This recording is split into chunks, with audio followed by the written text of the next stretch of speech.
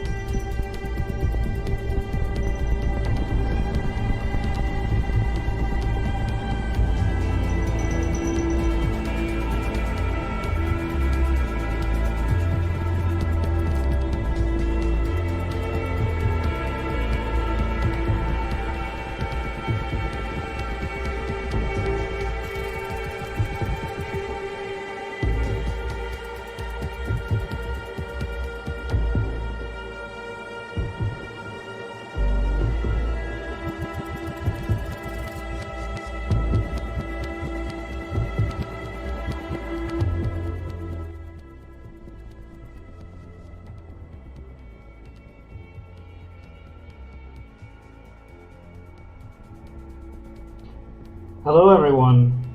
We are here at our anniversary for the Philipp Weber Extravaganza show. I'm very happy to see you here.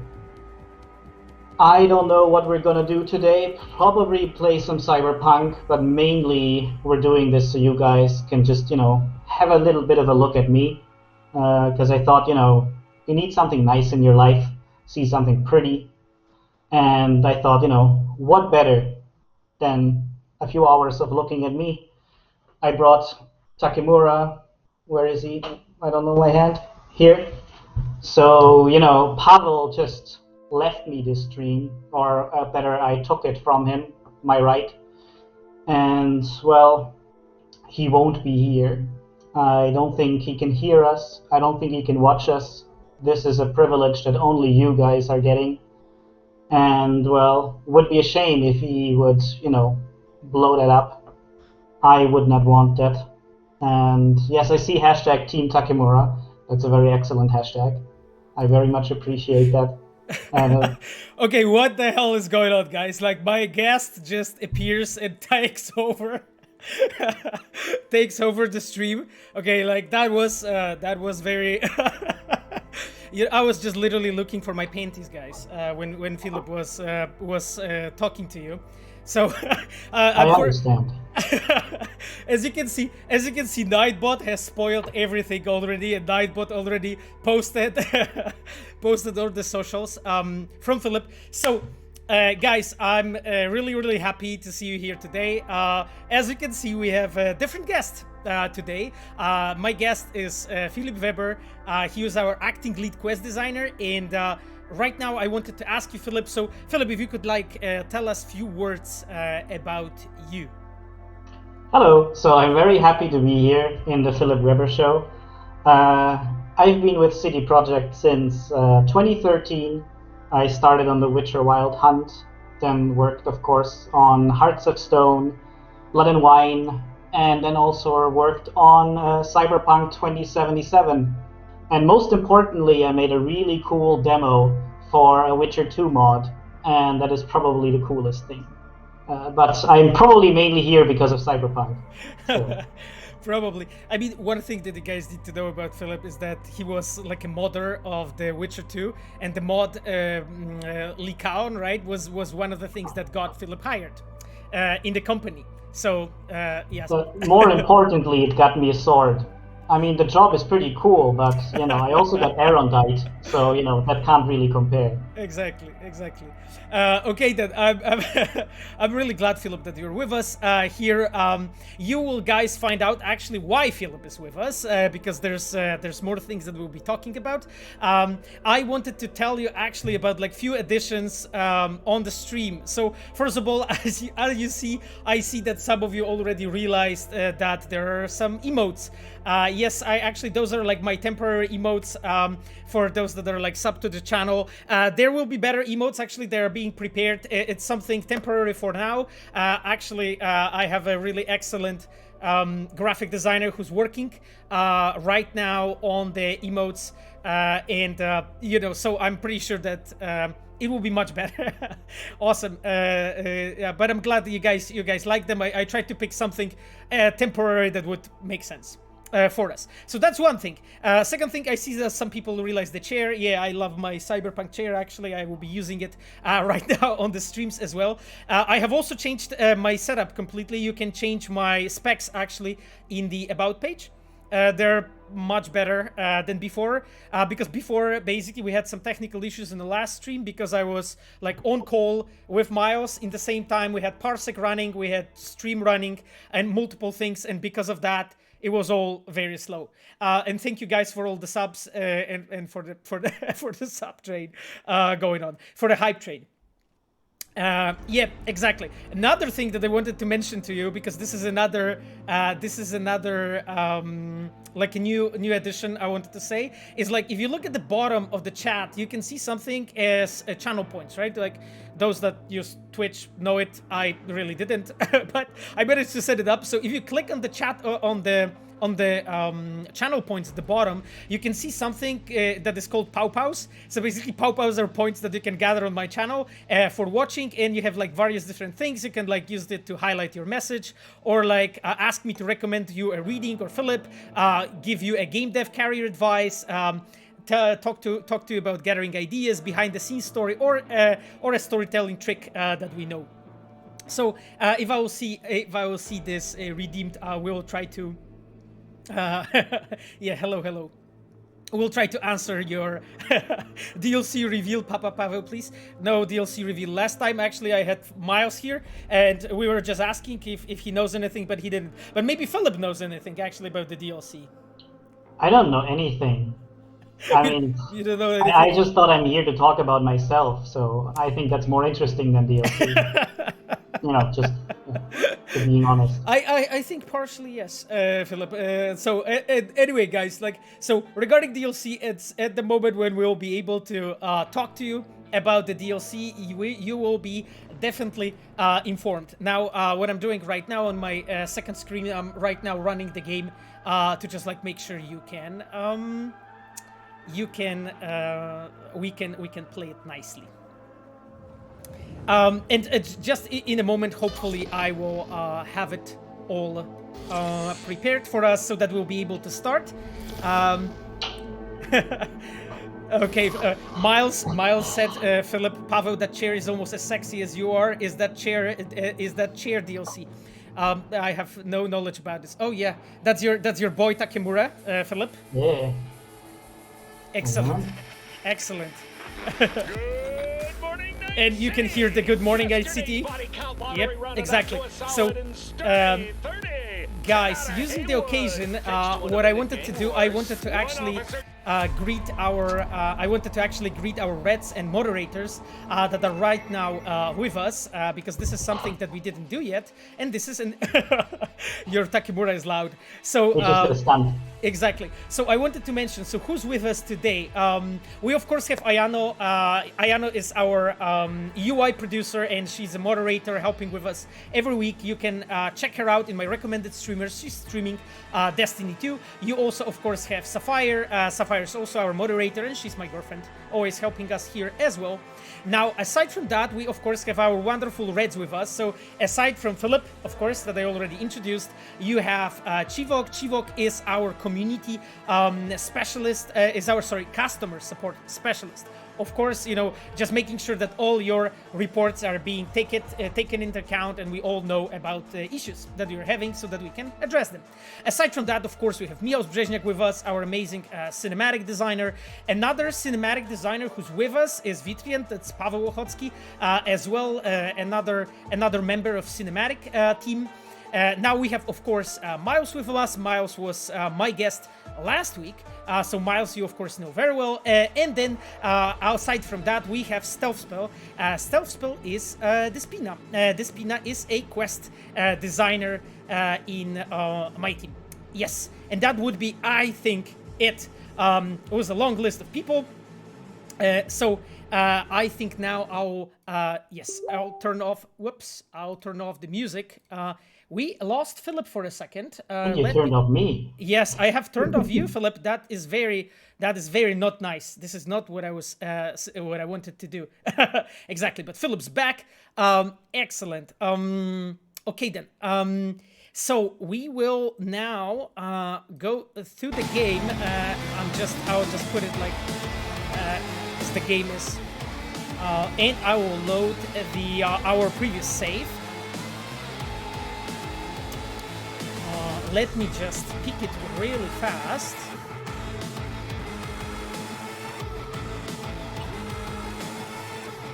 Howdy, Night City. Welcome back. My guest tonight is Lieutenant Sarah Kokoski, spokeswoman for the NCPD.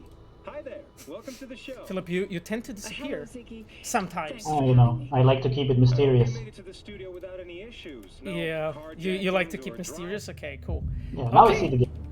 Yeah, I think we are there. Guys, I heard you commenting that the game is tad loud. Is that okay right now?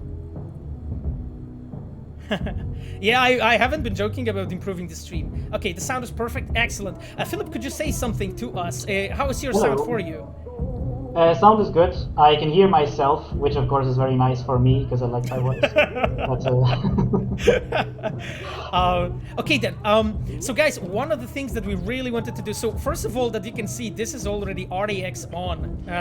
Yep, this is already with the. With you know, like I actually have the setting. I think I have set the the lightning to the psycho level, and we also have done like something nice. So right now you can also see that Philip is able to play. Could you try, Philip? Yeah. So as you can see, we are, yeah, exactly. As you can see, Philip is able to play, and we are able to like coordinate everything together. Hopefully, so you will be, so we will be able to talk to you about multiple topics right now.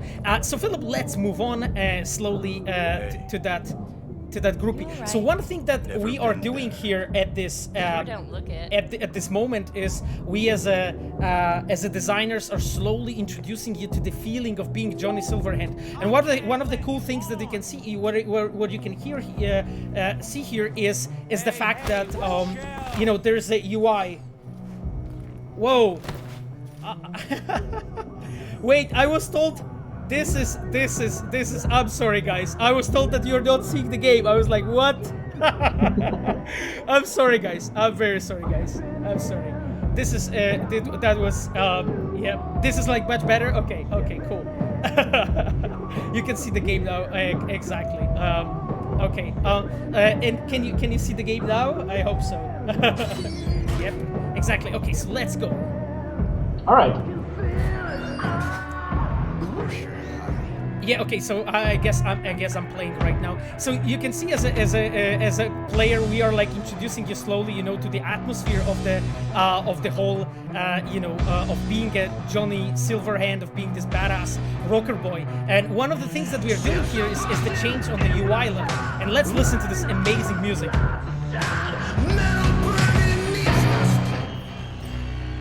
Ooh. And you can see the reaction, right? Of the characters. Like what I really like about the scene and the setup here is the fact that all those characters that you're seeing here, like all of those characters are the one that you'll see later in the game, because that was Denny, Henry, and Nancy, actually. I'm here to say goodbye to all of you. Yep, exactly.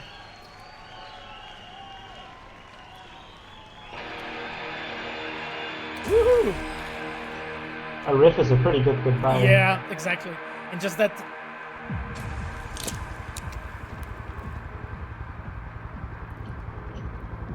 Money's money, can't fuck around. Okay. So let's see basically what's going on. We can like talk here to the groupies. You're right? wasting your lives following us around like dogs. Yeah. What crawled up your ass? Okay. Well, I mean, everything's fine. I want it today. I guess. Great. Jesus, this game looks so good on RTX. Like, it's actually like first time, Philip, I'm playing in the chat. I'm actually seeing this game like full blown on RTX. Damn, it looks hot. Holy shit! Wow. There's orange lights in the corner actually behind you. Yeah. This is insane. Okay. Anyway, yeah, because like just for the chat. So normally when we are actually especially when I'm playing the game, I always like play it in the way when the yes, this is with ray tracing on. Exactly. I can't wait for the explosions. Oh, you said expansions. Okay, sorry. I saw that you said that you can't wait for explosions. Hello. Okay then, guys. This is with RDX on, exactly. So let's move on. There's so much going on chat. I'm trying to keep up with you guys. And this is an introduction of Kerry Eurodyne, extremely important character. So how are you feeling, Philip? I think the second one is pretty nice. Seeing the next live friend. Friendly to Kerry. Yeah. Get over here, man. Fuck this band. Not your crowd, not your noise. Do your own thing. Yeah. Bastard. Actually, when you will meet something awful. Kerry later, you'll find out how important that was for him, what Johnny just told him now. So, That's an interesting detail. You're late. Woo! Oh god, okay. So it turns out actually there's something really going on and there's some preparing something. So as you can see as a designers, we are like using this trick of like slowly introducing the player of like the most important traits of Johnny Silverhand, right? One thing is like that he's a walker boy. Another thing is that he's, well, somebody that you can call a terrorist, right? Okay, let's actually jump in. Silverhand. Hey, Shaden! Get us in the air. Here, put this on, and it stays on. Got it? Well, I also think if you actually look to the left when the helicopter starts, you can see the club was the hammer. And if anyone knows Cyberpunk 2020, the original stories, it's a nice little detail. It's actually There exactly. it is. Here's the hammer logo. Exactly. Yeah, it's very well spotted, Philip. Very well spotted. There's a question to me: what graphic card I have? You can look at my about page on the Twitch, and you will see it. It's 2080 Ti right now. I used to be on 1070, but it couldn't handle streaming, parsec, you know, Discord call, and everything at the same time. So I had to, update the rig so that you can have like a better viewing experience, and also that gives us a possibility to actually see a game on RTX, which I actually really enjoy. I have to admit. Collateral damage part of the plan too. This is the Cub Scouts, Johnson. Chew it up, spit it out. Okay. And all the ads and logos we see are actually from, you know, Cyberpunk 2020. So they're not the same you would see in 2077. Yeah, that's a very good point, Philip, actually. That's a very good point, you know, that the logos, you know, that you guys are seeing are really, you know, from 2020. I remember, like, our designer, I think it was Kasha, right?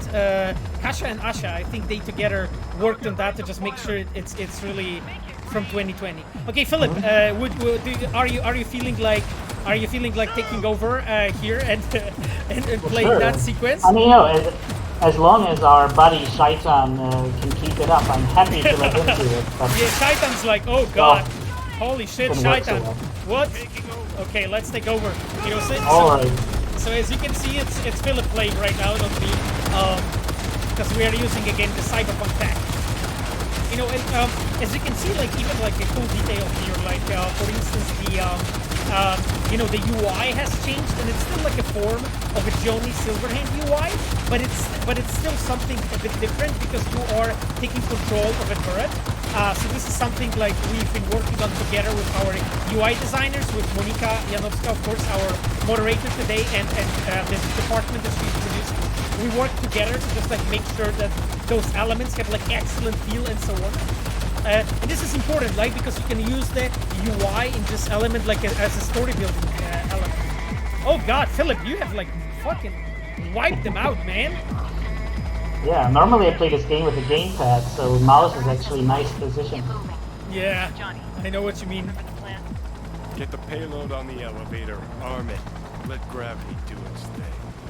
Explosion rocks the foundation. Okay, I will be playing right now, so I took over.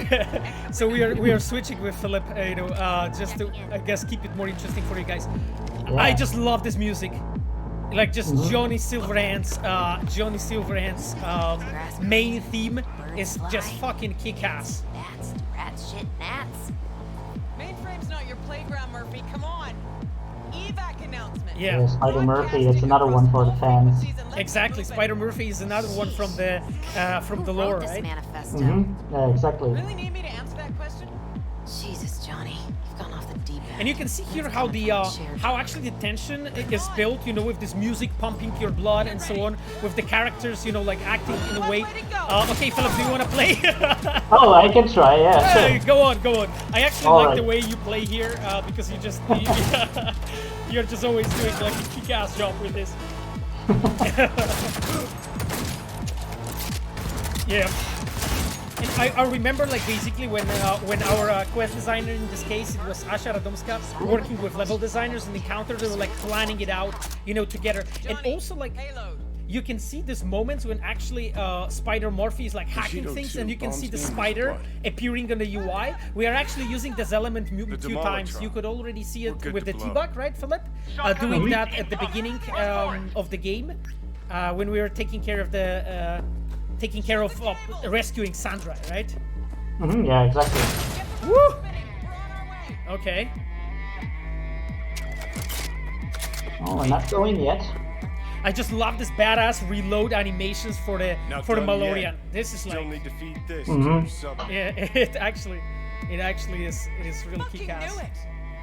This was never about Yeah, corporate Johnny's colonialism. style is coming This was through. about your groupie output, wasn't There's a question: Is Martin You Przybyłowicz wouldn't a understand. guest possibility? Well, I mean, I don't want to spoil any of my guests, so I will keep all my guests as a surprise, and I promise that I will try to get the guests in a way that they fit what we are doing. Philip here is not by an accident, and you will find out why when we move on with the quest, of course. Mhm. Okay, Philip. Yeah. So what? We need to get to the access point, I guess. Yeah, we gotta go in. And yeah, I would actually tell people to really listen to the music and how it changes at specific moments in the quests. It's one of the coolest things Yeah. I think I saw in a quest. does not escape! You hear me? Yeah, and this is exactly what Philip said. Look how music dynamically adapted, and like layer has been added upon the layer.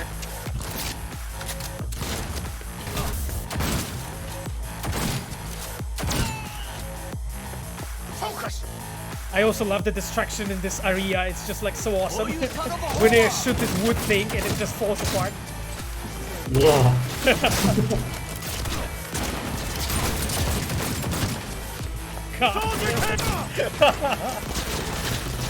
Philip, you're like a pro. Actually, like if I will be starting my like CS:GO career, we can do it like that. That I will be pretending I'm playing, and you'll be on Parsec, playing with me. Can we do it like this? Yeah, we can try. And you can actually see, I think I injured his arm. Yeah. Injured. Yeah, So now he uses a pistol.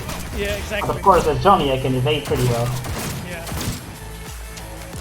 Oh god, poor guy. Oh, Night Court. Yeah, exactly. Night Court.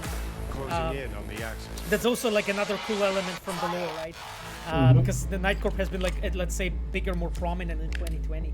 Sweet icebreaker. Yeah. Foreign, right? And you can also see like even the prop that Johnny is using here is a bit different when it comes to the style, gonna help It's or been not? prepared for the specific moment to give you the feel of like this 2023, right?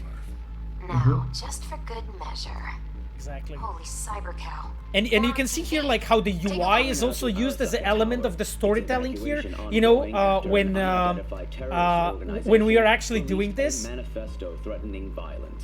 Yeah. The terrorists stating that And then another element which is basically this TV materials that are used for narration in the game. And of course this has been like carefully planned with our level design between the like quest designer, level designers, cinematic designers to just like have the player here in a way that you will see this material, right? So this is not by accident. hopefully he can shed some light on the situation as events All unfold. set. Yeah. Now get out of there.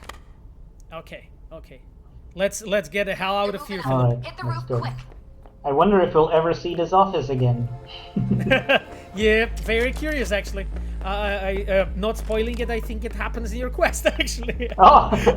It was just completely accidentally, Oh, shit. Whoa, Jesus. Okay. I actually was surprised I forgot that moment. Yeah, I very right at often this actually, moment. I very often actually forget, when Smasher jumps in, I just very often forget about this. Yeah. Exactly. And yeah, you can also see Adam Smasher here is pretty advanced, but he's not as advanced yet as later on. Yeah. There was a cool question though, who plays Cyberpunk the best in CD Projekt? I think our QA actually. Our QA is definitely. absolutely hands down the best in playing the game because they like spend a lot of time on it and they know how to make it feel great, and they also like know tricks that they can't pull off. So yeah, and you have this moment like actually those that know the lore, there's this iconic moment of actually Smasher standing above Johnny and like shooting him from his like, I remember like in the lore it's described as shotguns inside our Smasher's arms. I remember that we like paid special attention to the description to just like make sure that in that moment like we will have this moment of him looking at you with the shotgun. Yeah, and here you can see, okay, we are being dragged. Okay, so there's probably something really bad going on. Yeah, like in this quest, we kinda can show that Johnny isn't just the nicest guy, but he also does some real damage. Let us try once more. Oof. Your associates. Who are they? How did you acquire fistful material? Okay, Philip, I'm talking now. Cop over there. I just love this scene, guys. I just absolutely love this scene. I think this is a work of Bartek Novak, so our cinematic designer for this specific quest. Which terrorist organization do you belong And to? Bartek absolutely kicked ass with this quest. There's How like did you lots of acquire fistful actually material? really cool moments here.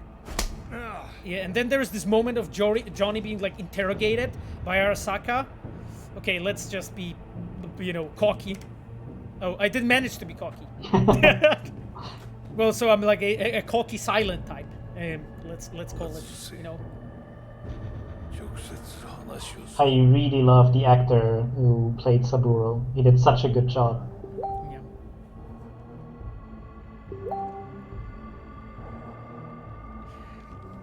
Hot damn.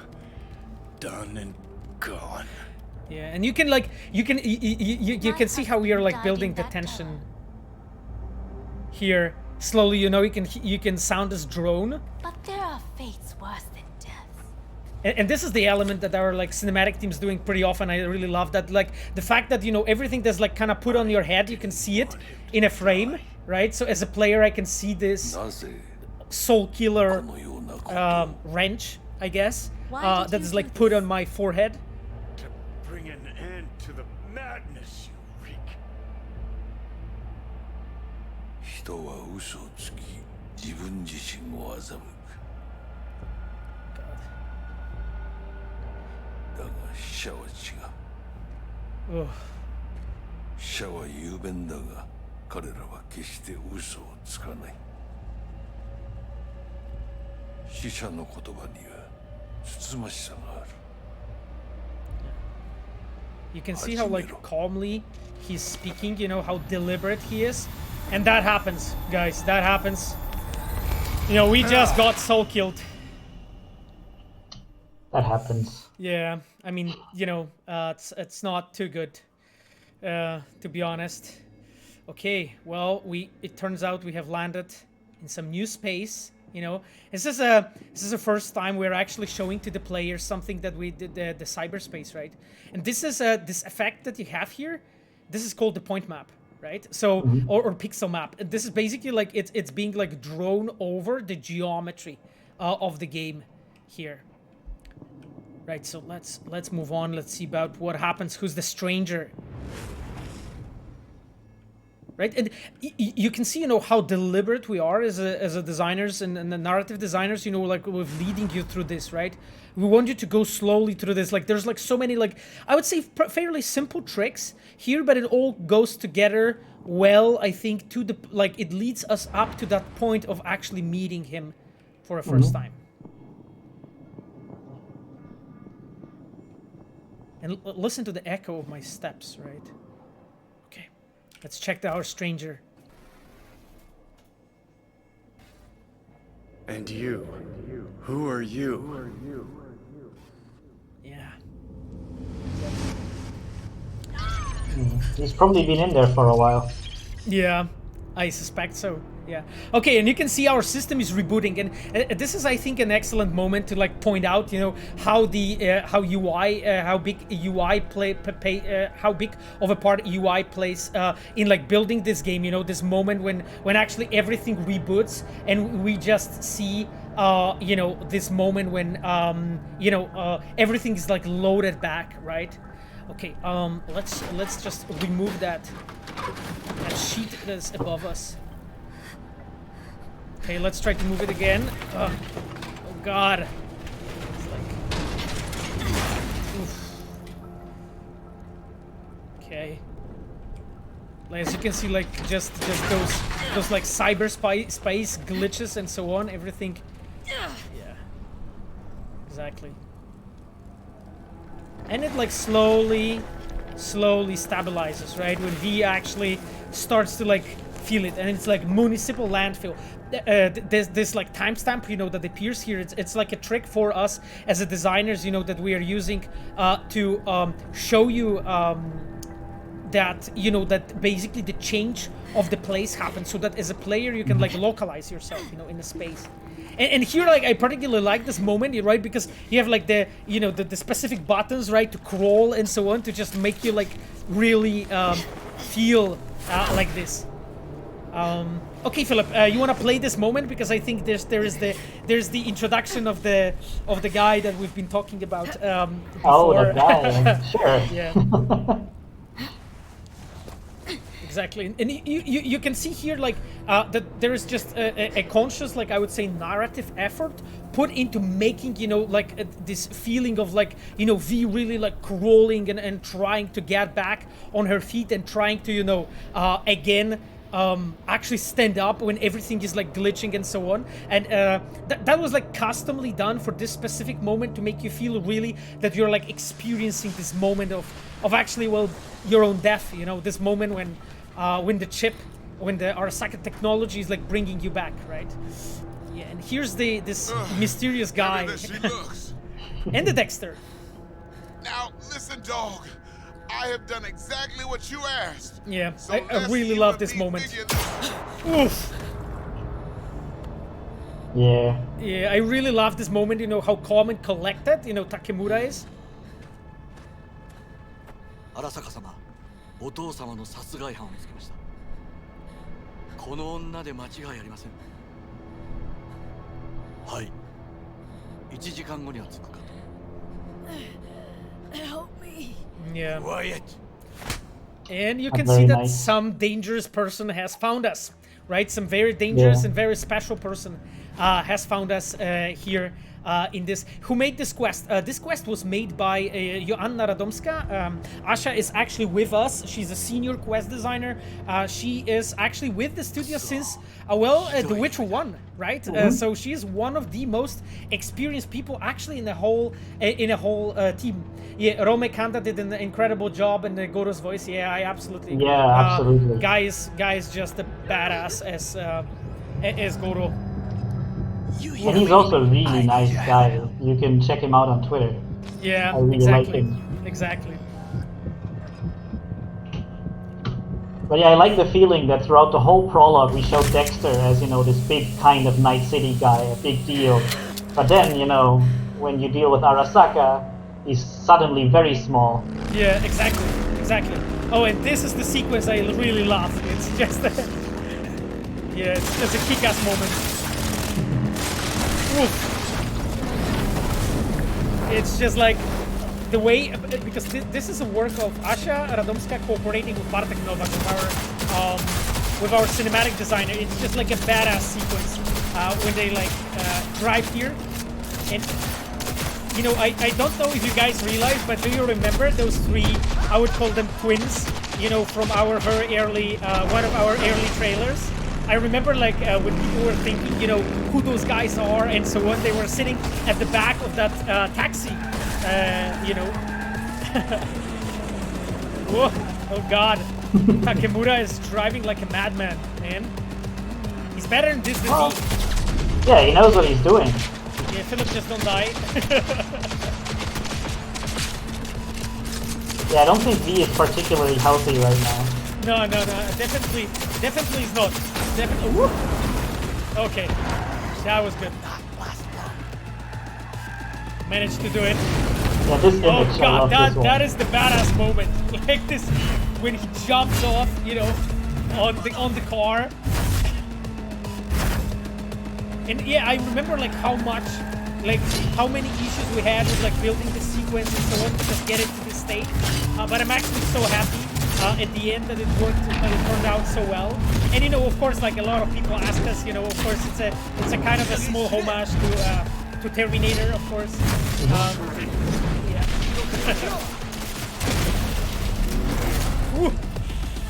Oh, yeah. That happened. That happened. Exactly. Oof.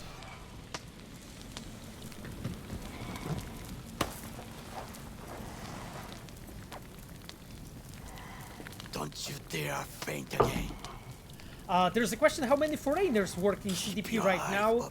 when you write quests, are you doing it in Polish or English? Do you want to take it, Philip? Sure. So, I'm not gonna finish him off. I'm gonna leave him there. I actually did finish Oh, him. damn it, Paweł. I'm sorry. Alright, well, I guess he had to die. So, to the question, I don't actually know how many foreigners we have, but I did hear once that it got close to 50%, if I remember correctly. And we have, I think, people from around 35 nationalities, so it's super, there's, so many different people. And that, of course, also means we are not working exclusively in Polish. So most of the quests, or the pitches for the quests, when they're really early, they are actually mostly written in English. So when the writers and quest designers work together, they write the design in English, and then of course, we also review it in English. So that means the whole quest is written down from start to the end in English. And then, after quest designers do their first implementation in the game, and we also do that in English, so with very basic, we call them debug dialogue. So as an example, Takemura tells us that he's going to help us, or we have to call someone, and then our really awesome Polish writing team is writing the first version of the proper dialogues in Polish. Yeah, exactly. That's a very good description. So our way of working is I think fairly unique, because we are we have grown up from being typically Polish studio and transformed, I think mainly throughout Witcher 3 towards being completely international. Okay. However, we still do have plenty Polish people, of course, but as Philip said, I think foreigners are probably around the half of the studio. Why didn't you leave me behind? Why not just cut me loose? I'm dead weight to you. Make the call. Okay, he just wants us to make a call. So okay, let's call Delamine. I just love the way how the setup of the scene and UI corresponds here to create this feeling that you have. Also the whole the way how the scene is set up, it's positioned consciously. So as a player, I'm focused on this guy that we just shot, and the car that we literally completely wrecked. A vehicle is en route. It should arrive in less than 20 minutes. Oof, okay, guys, maybe you are saved. 20 minutes to go. The personal link is the Yeah, nice to see Delamine again. Proceed to insert the jack below the ear, though not too deep. There should be auxiliary neurosockets between her lymph nodes, beneath the SCM muscle. If I hit the vein by mistake, she will die. Indeed, as she will if you do nothing. Okay. I think I have the socket. Now proceed to connect. Oof. Let's get her inside. Just Takemura's face with this close-up looks so good. Yeah. Yeah. Oh. Yeah, I also just love his design. The way he also changes his style throughout the game. Always reflects a little bit how he, what his state is. Yeah. Exactly.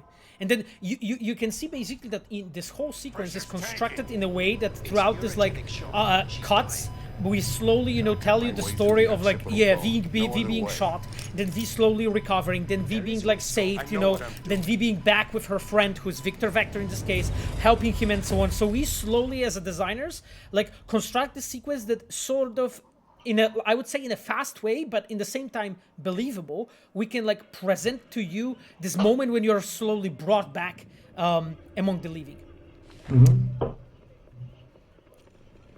Yeah.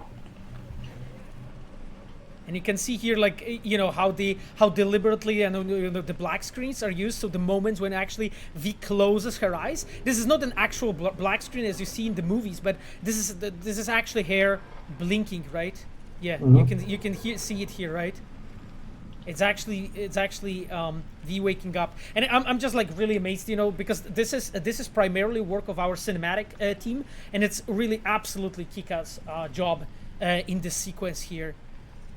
Yeah, it's just nice to remember that on Wild Hunt we had those fades to black because of technical reasons regularly, and now we usually only have them when design and art-wise, we actually want them to be there, and the cinematics team wants them to be there. Yeah, absolutely, exactly. That's the thing. Is just like that. That's why I was like talking in the previous streams a few times about the fact that this game has been a bit more difficult to make in comparison to Witcher, because we have used we have tried to pull off things that are technically way more complex. You know, just to give you a better immersion. You know, like a feeling that you're really in this world. Mm-hmm. Okay, How you feeling? And can you hear the music now? Right, this is a V's team playing, right? Mm-hmm. Yeah, and in like the key moments, this team will be playing, especially in the moments, you know, with the chip and so on. I don't want to spoil anything, any events, you know, that will be happening later. But you can hear, you know, the music, how deliberately is picked here.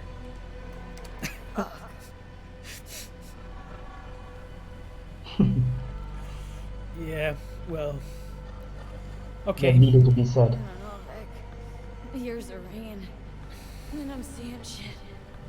These hallucinations. Describe them to me.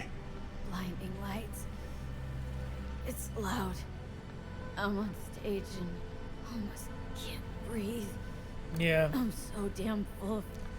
And this is a very interesting moment because V here slowly starts to explain to you as a player, like we as a designers slowly start to make you understand what is happening actually with V, when the long-term memory with Johnny Silverhand slowly starts leaking into the memory of V, and you can see that, you know, V talks about like you know, the experiences somebody else had, and she slowly starts to feel it, like sort of in a way how she would feel it, and it's like that's why it's like weird and strange for her. Okay, let's go. Night City looked different. Night City looked different, strange, and I hated it. Hated everybody, every inch. It was too real, even for a lucid dream. You weren't dreaming, V. Those were memories. There's a personality construct on that shard. Dreams you had were from his past.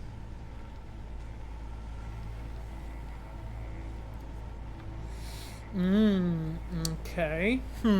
How that's even possible? I experienced another Psyche's memories? How is that even possible? You two are connected in a way I can't make head or tail of. Who?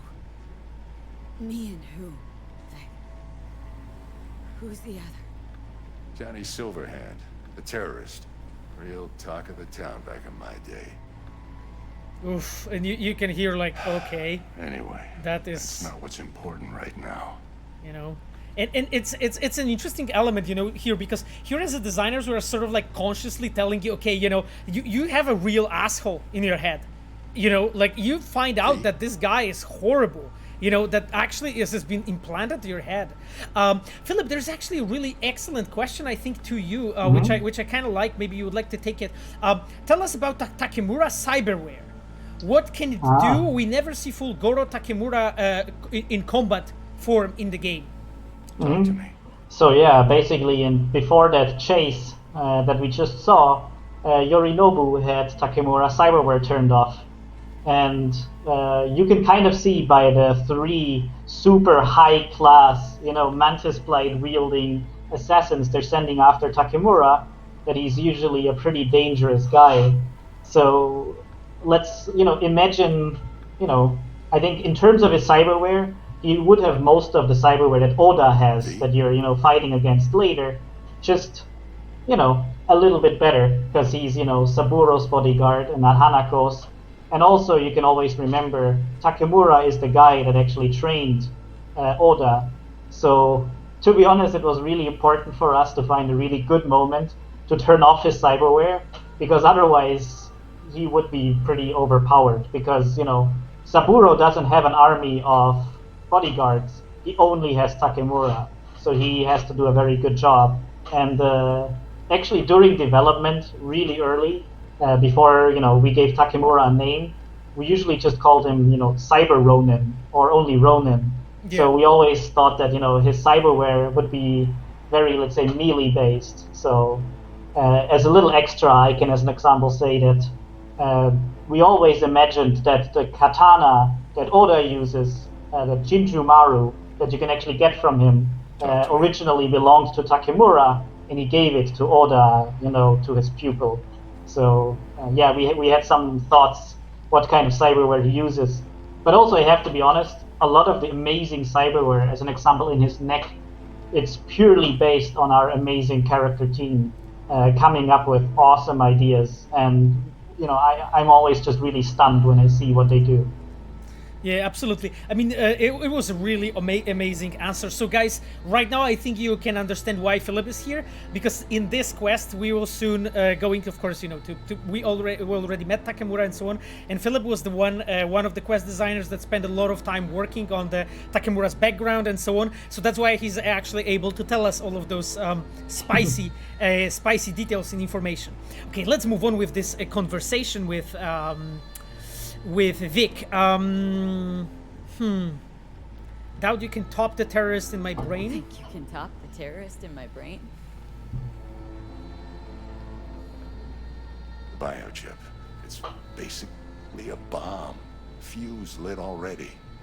And you can see here like how Victor is concerned. He is actually honestly in a very simple human level concerned about this. Because he knows probably better than we do what is actually going on. One day you'll just be gone.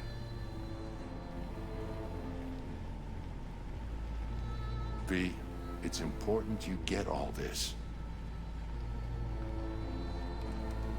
You'll fix me up, right, Vic? If I could, I would, V. Believe me. But it's way beyond what I know how to do.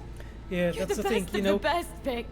One of the ways how we are building the characters is basically make them do things that are like friends, So we are showing that actually Vic is feeling an actual emotions, towards us. He is, he's liking Vic. He would want to help us, but he's unable to, And I very often read about players and so on discussing sometimes, why there isn't more about this or that character, and when people ask about some extremely even background characters, because Victor is not a background character. He's an I would say important secondary character, but sometimes people even ask about tertiary characters and so on. And the fact that players want even more with characters that are purely a background, it means that those characters are well constructed, that we have managed to I think strike a good balance, because those people feel real, and because of that you want more of them. If those characters would be boring, you wouldn't want to. Basically, that's as simple as this, and always when I hear actually people speaking and saying that they would want to have more with this character, with that character, it always feels good, because I always think that it turned out pretty well, what we have built. So this is what I like here, and one of the ways how of course we do it is just to do sometimes simple things like this, make Victor tell you, I would want to help you, if I could. But I can't. I have to die. I am going to die. That what you're saying? Prove it.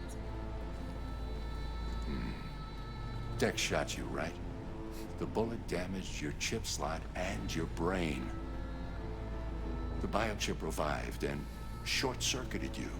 It started uploading data into your head. As far as it was concerned, your brain was an empty vessel that needed to be filled by the engram it was carrying. Yeah. But I'm right here. All of this is me. The shard doesn't read, it writes. Headache of yours? It's the biochip rewiring your neural pathways, building new neural structures, doing away with the old.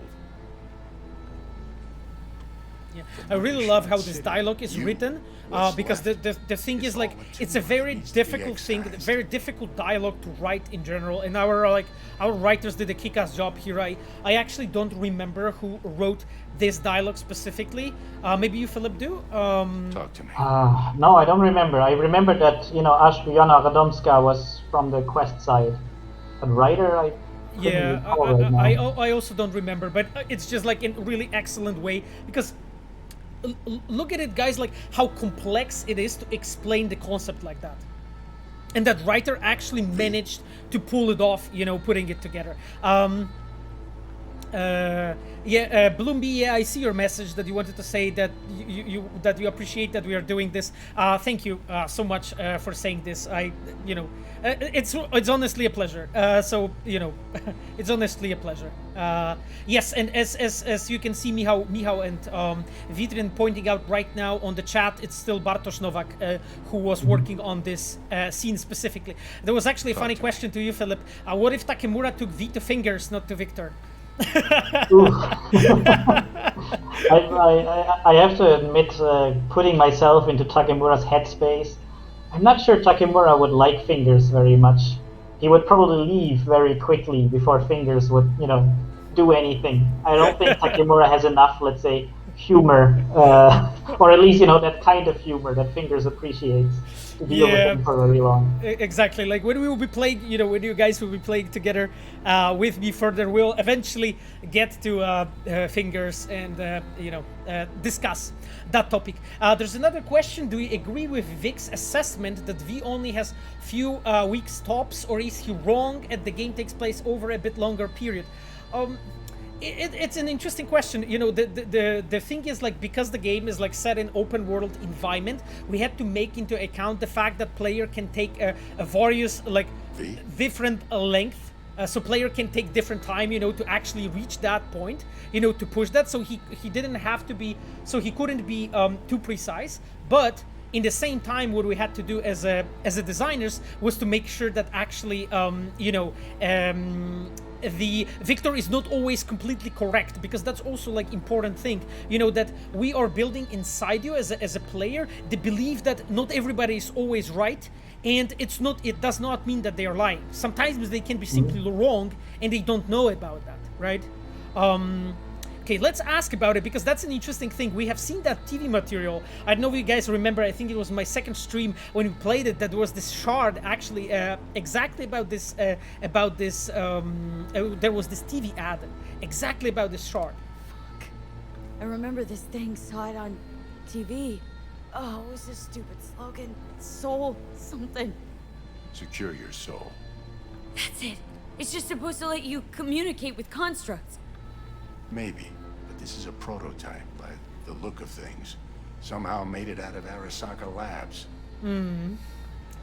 Actually, about this few weeks tops, there's also a thing that we're doing a lot, you know, together with the writing team, that there's some questions where we don't say that there's, let's say, you know, an answer that is canon. As an example, you know, it is 5 weeks or 4 weeks. We just, you know, we like to keep it ambiguous. And this is also, let's say, the exact answer that's in our heads, that it is an ambiguous time frame, and, you know, neither Vic nor V can know exactly, so the player can, you know, essentially choose a little bit what they interpret from Vic's words the best. So it's not like, you know, we have a list somewhere where we have all the answers for everything that we keep ambiguous. Sometimes we actually just choose that we're not being exact here. Yeah. There's like a lot of really cool comments in the chat. I'm sorry guys that I can't really read everything, but it's I love your comments. Like Johnny is 90% of the time wrong. Yeah, that's a good point. You know, there are people saying to you, "Hello, Philipp Weber." Oh, hello. So that must be you, Philip. Yeah. Yes, exactly. 1L2P. For those who joined us just now, I just wanted to mention that Philipp Weber is my guest today. Philip is our acting lead quest designer in CD Projekt, and we have worked together on The Witcher 3 and on Cyberpunk. Right, and Philip is right now today with us because we have met Takemura, the character that Philip has worked a lot on, and we'll be, of course, discussing and moving forward further about it. I think I'll go to talking to Victor. You've always come through for me. There's nothing you can do to help me then.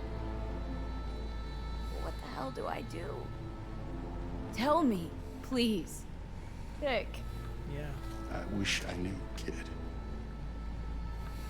You know, and you can hear that, you can see that you have like said something that actually like touched the nerve, and he got up and changed and walked off, right? And he calls too much from an old timer like Vic. Yeah, And you know, the wheelchair is still a part of building a believable situation, a feeling of you and actually being shot and building, you know, really bad state and slowly recovering, you know. That's why that whole sequence, you know, from V being shot, you know, to that point is kind of a prolonged. First, we are using this to build Johnny, to show you Johnny Silverhand, to explain you everything. And then here you can feel, okay, we are on the wheelchair, right? You can even hear the wheels. Small hint of death. The inevitable. Can't actually tell if I'm awake now. I mean, I could be dead already. It's raining outside, of course. Not something to focus on, V. Let it go. Here. Got some meds for you. Those are really fucking big jars. Taken regularly, they'll keep things from progressing too quickly. Jesus, I will be a junkie after this. Keep that guest of yours calm. That is rad. Pseudo-endotrizines from me. Effect will be opposite. It'll speed things up. Free the demon, so to speak. Right. Free the demon, right? You guys probably know or played it. Those are actually quests that I had the pleasure to work on. When you start taking the pills, giving me the pills that kill me. Giving me a pill to prod that son of a bitch, so he can kill me faster. Listen, you're likely to be fine for a while, but sometime down the road, it could turn into pure agony. I'm giving you options, honey. The brain can be tricked. Plain old painkillers do that. Your psyche's gonna Can you hear the rain? V. You'll feel your old self slipping away. Yeah. At some point, you won't recognize yourself. It'll be terrifying. It'll be painful. But it doesn't have to be. Fuck, I need pills for. To just stick a gun in my mouth. Pull the trigger. Well, that way you'd kill 2 souls. Is that what you want? It's a really awesome dialogue. I just love that. Like just pulling that off. Gotta lie down. Wow. So cool. Like you know, guys, like honestly, I have seen this so many times, and when I play it just with you right now and just discuss those things, it just makes it so I guess maybe different, you know, but also like I can experience it differently. Yeah, and that's the bullet, right? That they took out of my skull. Yeah, we're using it a few times when he is thinking later in the game. She just looks at her bullet. Yeah, exactly. Like I think storytelling-wise, we call it the MacGuffin, right? Didn't hear. Yeah, so it's basically like a you can call it like also an anchor, I guess. So it's basically an object that appears in the storytelling, you know, that you tie with some kind of a meaning, and then later you bring back that object to actually give you again that meaning. So in here, you know, the bullet, you know, the pendant with a bullet is like used to actually bring you back, you know, the thoughts about dying, about the whole situation.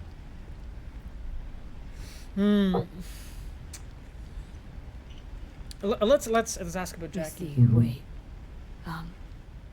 About Jackie. Yeah? Okay, how are you feeling, like, Philip? What we are saying here? I like the last one. It feels very honest. Yeah.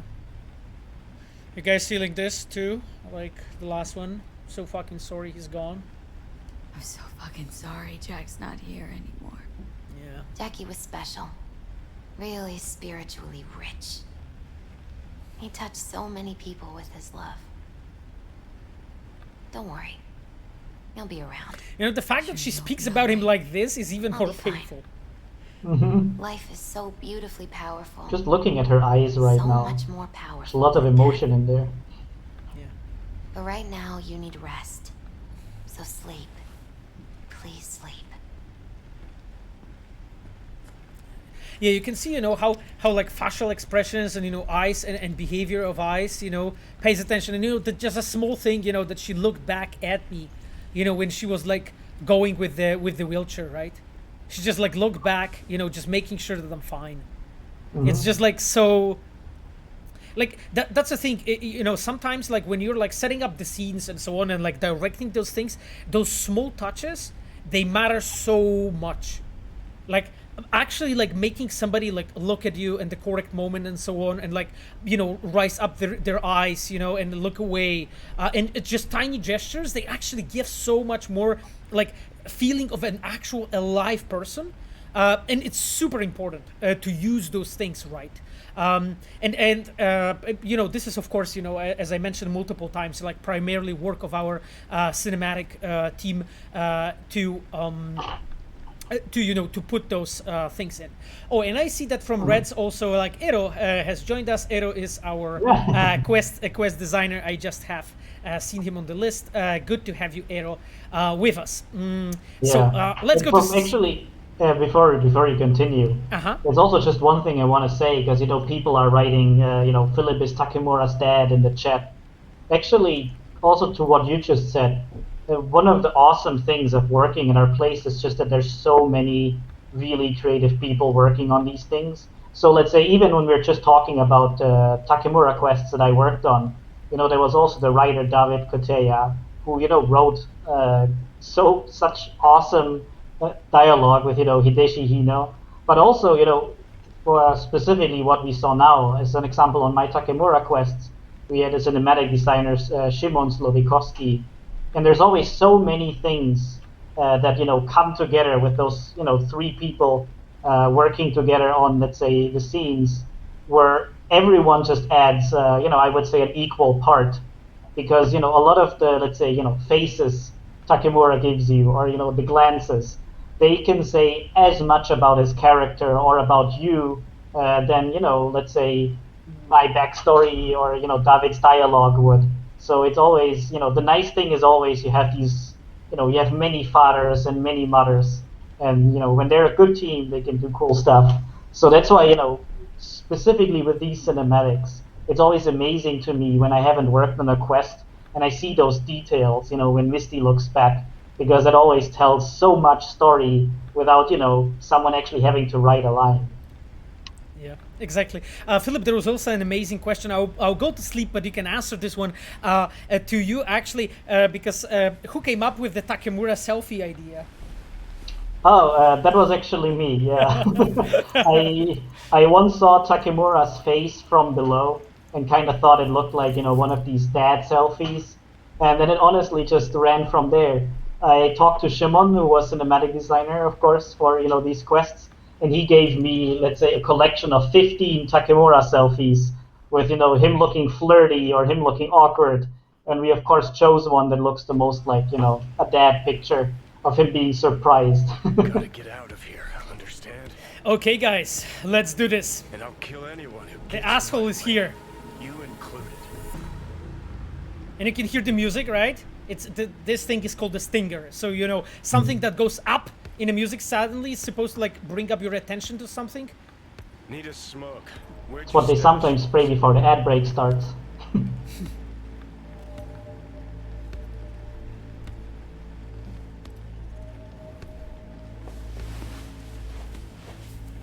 Yeah, and you can hear the sound of him hitting his head. Yeah.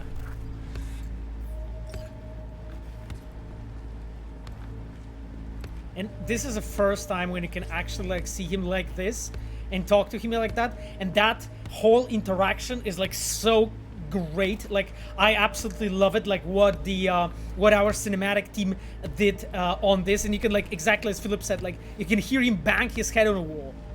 Mm-hmm. Yeah, also just when you play with headphones, I remembered earlier when Misty walks around you, you just hear her voice traveling around you and all of these details. Okay. And yeah, this scene is creepy. I don't smoke. Then go out and get some. Just need one last one. Jesus fucking Christ, man. The fuck kind of joy toy are you supposed to be? Okay. Fucking ghost off.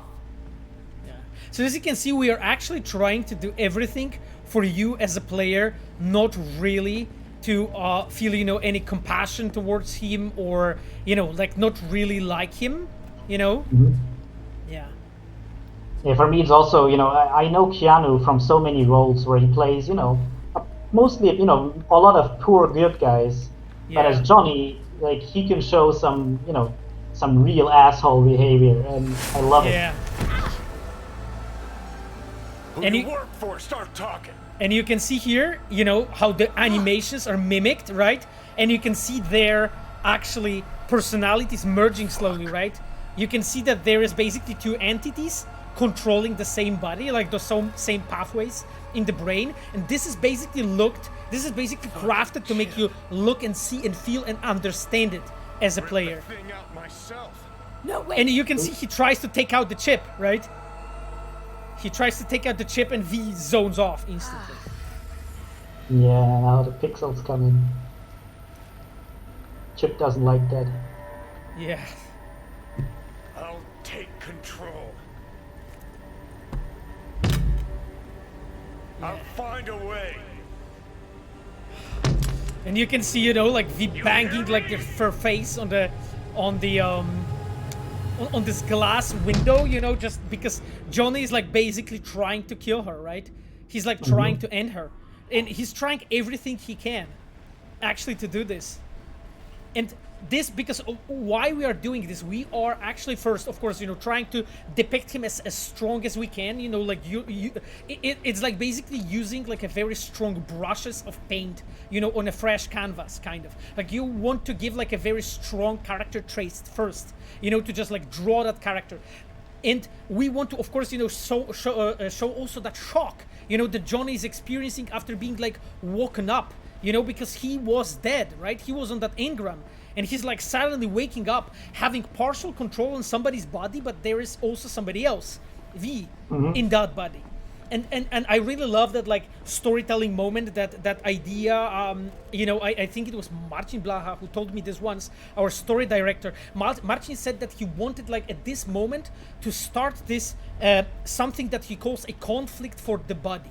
You know, this conflict of two personalities competing actually for the same one body, and none of them actually can win in this situation. And one of them needs to lose. One of them needs to lose. And, well, the question is if anybody can even win. See you never, asshole. Now like that. Stick some iron in your And mouth. listen to the music. Pull the trigger. I can feel it. Our minds touch it. Yeah, Johnny I'm is like angry. mold on fruit, creeping into you. Nothing I can do about it. Yeah, and you can see his movement, right? Like, he's not walking around, he's glitching around, you know? Just a copy of the engram. I'm out. Yeah, his last memories are, you know, blowing up Arasaka Tower and Saburo Arasaka, and suddenly he's in someone's head.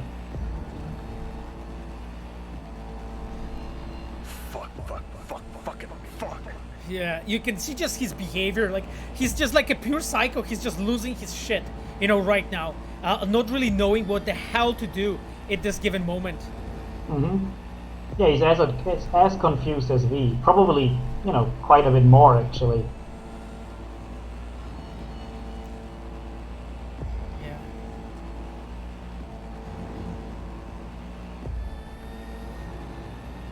And honestly, like when I'm looking here and sitting and playing it and hearing that music and so on, you know, I can just hear the tension, you know, and you can see here my objective, right? Crawl towards the pills, right? So I'm like moving forward, trying to actually get the pills to stop him, right? And I can tell him, okay, I'm gonna kill you. Yeah, but the details actually, yeah. What are you waiting for? Okay, let's try take the meds.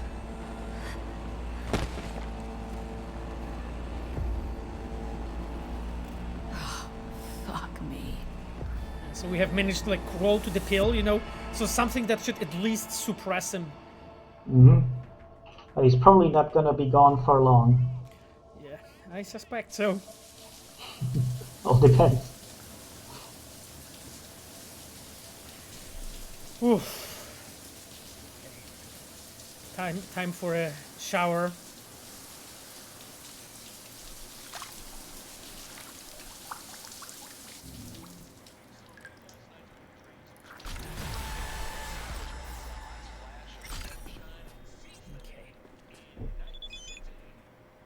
It's a pretty roomy shower, but I'm not a fan of V's toilet. You're not a fan of his toilet? No. Well, she does have the 3 seashells, so that's definitely a plus. Yeah, exactly. Like, you know. Yeah. Yeah. She knows how to use them. Oh, for sure. For sure. Exactly. Exactly, she knows how to use them. Woof, guys, that was actually really intense. Let us save the game, just to be sure that we are that we are safe with this. Oh God, you know, there's like such a long questions, guys, on the chat right now.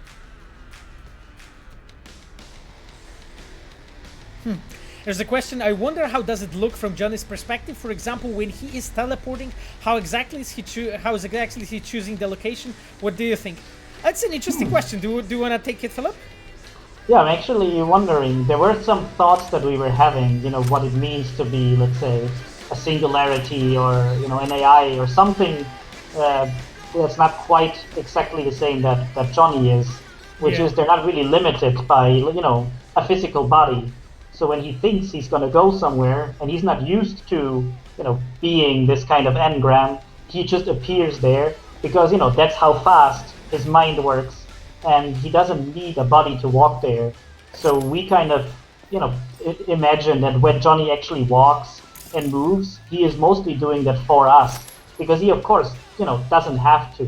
He does it for V, or V's mind makes it up like that, but Johnny doesn't even know what he's really doing. If Johnny wanted, he would just teleport around because he's not limited by a physical body. Of course, he's limited by V, so he can't see around the corner that V doesn't actually see with her own eyes. So he can't just appear 50 meters somewhere away. Yeah, exactly as Philip said. So guys, as I will be like just doing some inventory management and so on, we can answer some more questions and so on. Damien wrote, finally caught you after 500 hours of playing. I cannot wait for the next gen patch. I cannot wait even more to see what you will do further content patches. Yeah, I can't wait too. Despite the game problems we face, this game is more than amazing. Thank you so much for this comment. Keep up the great work. Awesome. Thank you so much for this. Don't forget to put your clothes on. Yeah. I will. I'll do so. Who came up with the name of the meds? Actually, that's an interesting question. Do you remember, Philip? Who was it? I think it was our. Those were like our writers, haven't been they? Yeah, for sure. But yeah, I don't know who exactly it was. Yeah, I think it was. I think those were like actually our writers. Yeah. I do remember that we had so many discussions how the chip would actually be called, like, the relic, the engram. Yeah. That was very interesting because, it's important, these, very important objects, that they also, carry some meaning. Yeah. I am still naked. That is very interesting. Yeah, this is very interesting. Despite my hardest efforts, I'm still naked. But the hat works. That's important. Oh, it's an Arasaka hat though, so I'm not sure Johnny would like that too much. Absolutely, that's important, That's Yeah, that's important. Yeah, exactly. Okay, guys, we are dressed up. We're fine. We're fine. I actually don't think we're fine. I'll just quickly load the save game because by some reason I'm staying naked. So just to be sure that we are not having any strange issues whatsoever with this. In the meantime, I can actually take a look for the chat. Another thing is regarding like the names in general, of the meds, but also like guns and so on in the game. What we have been doing as designers, we work always like together with all our departments. On the naming convention, and I remember it was like on our side it was Patrick Mills and Alex, right? At that case, Alex Boere, who were like working on a lot of like lore elements and so on, and naming things around, right? Yeah. And there was also just a lot of stuff that we, exchanged with Art Talzorian, who, are working on the pen and paper, so we always know that, we're on the right track. Oh, Philip, the penis nanogel, excellent. I was waiting for this one. Okay, job update. Yeah, you gotta play around. Time. Justin, madame, our record show have not visited. Ooh, okay. Rent payment for your unit mega building in accordance with the tenant agreement. Any subsequent payment dealing will result in forced eviction from the property. Okay, I guess we're gonna pay it then. As you can see, you know, like this is one of the things that we're doing to build that Takemura here. lore, build the lore. Come to Tom's diner. Oh, okay. That's a famous call from Goro. Are we gonna have to meet him, by the way, Philip, quickly, or is he gonna wait 80 years? I think he's gonna wait for a while. Haven't managed to get my head straight He's yet. patient. Not after everything that happened. Excellent. That will not happen anytime soon. And so what? If you intend to leave, you must re-enter the ring. The bell has already tolled. Tom's diner. I am waiting. Yeah, you can actually see on the window there's still some blood there, so he definitely knows this wasn't a nightmare. Oof. Holy shit, okay.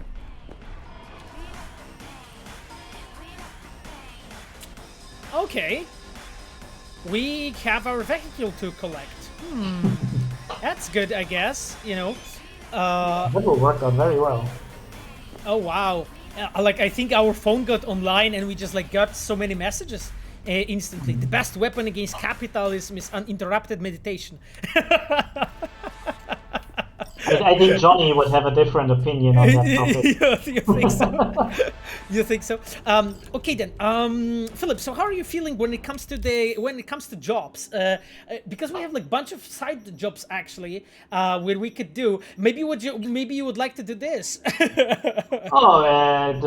the twins. Yeah, would you like to visit that would the be twins? A nice idea. Beat yeah, the we twins? could do it. We could do it. Okay then. But then you have to do the one in Kabuki. Yeah. Absolutely. Absolutely, I will do that. So I think they might be here in the chat today, if I'm correct. Yeah, I'm actually pretty sure that Vitrian, so our cinematic designer, who has been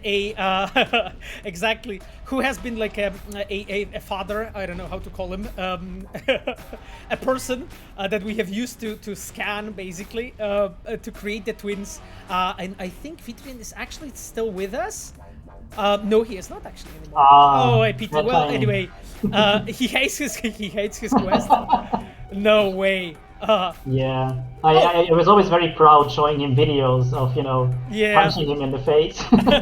Exactly. Hello, SphereHunter. SphereHunter. Good to see you here. By the way, I wanted to tell you that we have watched your review. I think of Cyberpunk 2077. Thank you so much for it, and thank you for being honest and for feedback about the game. I know it was a really good one. We actually shared it. It was actually excellent. Yeah, it was actually really excellent review. I think very fair one, pointing out the good sides and the bad sides of the game. And I think this is the most proper way always to do it. So we were actually all very, very glad to see it. Because I think all of us, like as artists, we're all always, just looking forward to actually hear like a real feedback, right? Like actually what's wrong, fix what's wrong, and keep on doing what's good, basically. Philip, so should we like track the beat on the brat Kabuki? Yeah, let's do it. This is the one, right, that we should be doing. Okay, and excellent.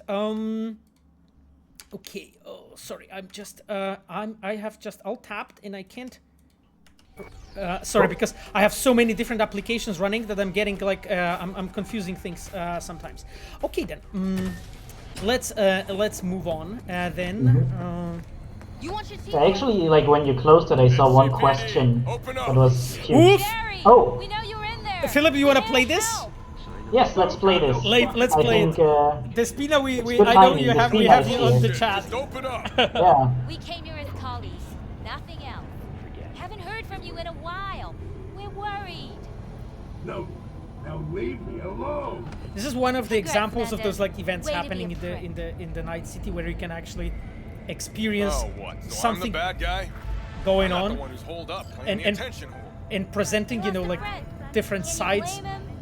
It's not the first or the last. It's called life. Okay.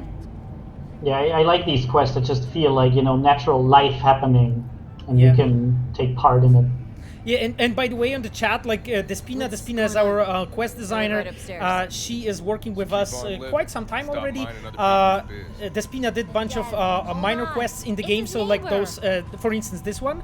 And Despina is a stealth spell on the chat, and she has a diamond icon, as you probably see. I do have to admit, I do actually like the second option, because the NCPD in Night City, you know, they're, honestly, to people like me, they're pretty much just like another gang. They're not, you know, the best kind of people, but, you know, whoever lives there is pretty much my neighbor, so let's try to see what's up for him, not necessarily for them. Is there anything I can do? Maybe. You know Barry at all? Okay. More or less. Struck up a convo once or twice. Okay, so it turns out it's our neighbor, right? Left the force not long ago. Uh-huh. He broke down after his best friend died. We're worried he'll do something stupid. Okay. Relax, Petrova. Barry's got nerves of steel. He's just a spiteful old bastard. Mendez! Could you check on him when he's chilled down? Okay. Sure, why not? Not like we're miles apart. Thanks. Just be patient. Cops falling in rough times can be touchy. I'll see what I can do. Okay. How does it feel, Despina, when we are playing your quest? Actually, like I hope that I hope you're enjoying it. You know, with the whole chat could like right now see basically, you know, yeah. That we're like playing it right now. Anyways, Philip, let's move on, I guess. Right now, let's see what we can do. Yeah, I think we might have to wait until they're gone. All right in there? I'm gonna take that as a yes. Try again later. Okay. Yeah, let's try again later, but we shouldn't forget. We shouldn't forget, yeah. Like, should we like maybe like, you know, wait a bit, or should we like go for beat the brat in Kabuki and then? How are you go feeling? To sleep in the apartment, maybe. When danger lurks. You think so? We can try. We can try. Okay, yeah. Because we don't wanna screw this up because it seems like something important. I'm not sure actually. Yeah, we don't really want to like screw this up. You know, with Barry, because it seems to be that there's something going on, you know, like that's the thing is like as a designers, when we are building things like that, we're trying to telegraph to you. This is like a nice word that we're using as a designers, to telegraph, you know, so like to basically tell you, show you without like giving you an objective. Hey, there's something going on, and it has, let's say, there is a time factor involved in a way to it. So as a player, you would know like, okay, maybe I actually should really pay attention what's really going on there. Yeah, exactly. Because most of the time we give you infinite time, because it's, you know, it's not that much fun if every quest just stops if you're not doing it immediately. But, you know, when the story really is urgent, then it doesn't make sense to do it infinite. Philip, they are there on the right. They are there by the door. I think those are different cops. Are they? Oh yeah, I think those are different cops. What's going on? Oh, they're different cops. Yeah. Okay, well, somebody's getting abducted. Let's leave. Yeah. Yeah, you're Let's right. see if Barry's home. Yeah, Barry's here, right? Barry? Am I remembering that right? Who is it? Okay, Barry's fine. Neighbor At least from he's upstairs. answering. Remember me? Talked about preem rides. Back then, you were pumped about the Mizutani Shion.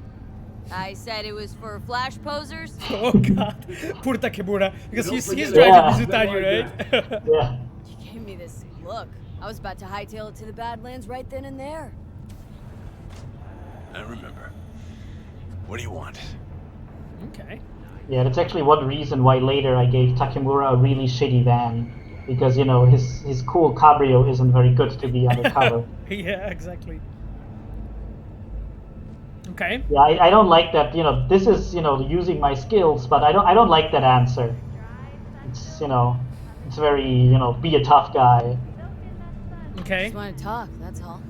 I know it's what you need right now, even if you don't want to admit it. I can't turn back time for you, but I can sit next to you and listen. Remind you that you're not in this alone. Now hold on a sec. We barely know each other, and you just rock up here talking to me about my problems. Where'd you get the idea something with me was up? watching me? Someone send you? There's actually one fun thing that I always notice. I also noticed it with the COD before.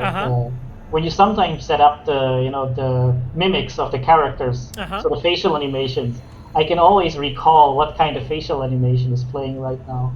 Like the female cop was playing annoyed, I think annoyed 1 or 2 when her buddy was talking, and he, after my answer, I think was playing one of the respect facial animations. Yeah, it's a lot of fun. yeah, exactly.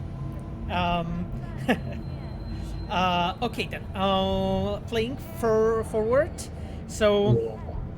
Yeah, I think the first one is a little bit, more respectful. The second one is very, pick yourself up. I don't like it. All right, you got me. Your friends asked me to drop in on you, so I thought, hey, why not? He's a stand-up guy. Who cares if he has Barry shitty looks taste like when a it comes top to dude, street to be shredders? honest, right? Come back just to get your ass kicked? Man, you really know how to cheer a guy up. Maybe those 2 asshats really are worried about me. Yeah, but that's actually also what I like. I can decide which answer I don't like, because we're not saying which one is right or wrong. You just have to, interpret it by yourself and use your head a little. Yeah, exactly. Because, maybe the other ones would have been right, but for me it felt, like I want to be a bit more empathetic. Yeah. Jesus, Despina, his place is really a mess, I have to tell you. Like, what is this? This looks like he didn't really clean up here recently. I have to tell you that when I was a teenager, I kept my room looking better. That is... Well, he does have a nice terrarium, at least. Yeah, you think so? Okay. No seashells, though. No seashells? Okay. You're like looking... You're planning to like rob him or something? No, but I mean, I'm gonna sit now. I don't want to be rude. Yeah. Damn good friend. What do you mean, 2? Wait. What's about Andrew? I told you about him. Best bud I ever had. Known him my whole life. Only person I could spill to without being judged. Guessing things at the NCPD haven't changed a lick, huh? One time, a Maelstrom ganger killed a young kid right in front of my eyes. For shits and giggles. I couldn't do shit. The son of a bitch had corporal protection. Typical. Our chief greases his palms with an anonymous donation. And guess what? Officially, kid blew his own brains out. Right in front of your eyes. Something died in me then. I couldn't do it anymore. A few months later, Andrew passed, and everything went to shit. Yeah, you can see here, like in this quest, we are allowing you as a player, like to get to know your neighbors a bit more and so on, and like to feel really in the environment, and also like get to know their problems and so on. Okay, he seems to know an Andrew that meant a lot to him. Yeah, exactly. You didn't have anyone to unload on at work? How about Petrova and Mendez? Yeah. Petrova's a decent gal, but she's not good with this stuff. Mendez just doesn't get it. He thinks us blues need to be tough. Can't bear the sight of a kid getting murdered. Born with pussy genes, according to him. But you told him about Andrew. Honestly, thought about it a lot. Anyway, they don't know everything. Better that way. Okay. Can you tell me how Andrew died? Does it matter? Normally. From old age. It's no wonder, seeing as he was only a few years younger than my grandma. Dying of old age? In Night City? That merits a monument. Whole world should gaze up at it and awe. Yeah. Ashbox and the niche will have to do. Yeah. I also like that, he's kind of telling us, yeah, things are bad, but, I'm fine. But if you look around his apartment, yeah, you know, exactly. it doesn't look like the place of someone who's, you know, who's fine, right? Yeah, Who's, like, exactly. exactly. But it's a very interesting piece of like a contrast, you know, that environmental storytelling can create, you know, in the contrast of actually the character sitting here, because he's sitting here, but like all of those things around him, this is not like by accident or anything, you know. It's been intentionally constructed like this, so that as a player you have these thoughts and be like, wait, is that really fine looking? Like how his place looks like? It looks like a trash bin or like a landfill. So then Andrew was more like a grandpa to you than a friend? Yeah. Wouldn't go that far. He was like a... Yeah, there's a comment. It's a depression nest. Yeah, I mean, in a way, you know, me of my you know, I do have some friends, people who are like close to me that have or had depression and so on, and it's not something to like I would say to joke about. It's a very, very, very serious illness, and in a way, you know, we are like trying to tackle it here in a mature way, you know, like sort of, because this is a thing. Sorry, Phil, just one sentence. Like situations like this you will encounter so many times in your life when you will like meet, you know, you will know that somebody is maybe not feeling right, or you know, like that they are not giving any signs of life and so on for some time, and you know, some people that were like, let's say, close to you, and just checking at them from time to time is a good thing to do. You know, it can actually be a lot, and you know, like in some context it can be life-changing. Yeah, and we're also, you know, trying to make V a character. You know, V is a character, but you can still roleplay her and you can interpret the way she would be talking. So as an example, I could say people die, you move on, and not really, you know, not take him serious that much, but that would pretty much be exactly what his colleague Mendez was already doing the whole time. Yeah. And as we can tell, that doesn't really work. So that's a choice I wouldn't make here. You know, just based on, you know, what I see and based on what I heard from his colleagues, that would be the wrong way to go. Mendez doesn't know shit about life. Everyone's got their limits, even him. He just hasn't reached them. Not like you. What if he's right, though? Maybe my genes are soft. Yeah, and you can see like the guy who's like looking like a brick, and he says maybe my genes are soft, you know? This is like sometimes people that are like depressed actually are hearing, right? That their genes are soft, or that they are soft. I need time to take all this in. And you can be looking like him and still be sick, you know?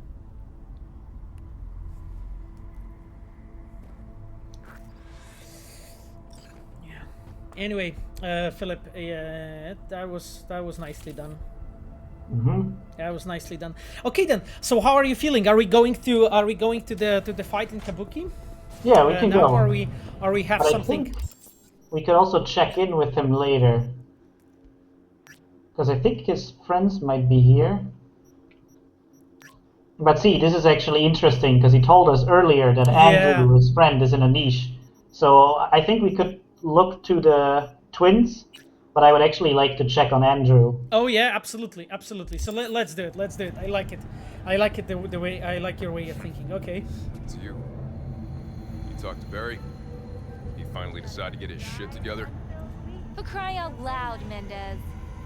Yeah, I don't like Mendez. And yeah, and you can see like Mendez here is presenting this kind of a character, like a people that you will probably meet in your life very often, you know. It's not that he is essentially bad, it's just like he is basically not believing that what, you know, Barry is going through is real.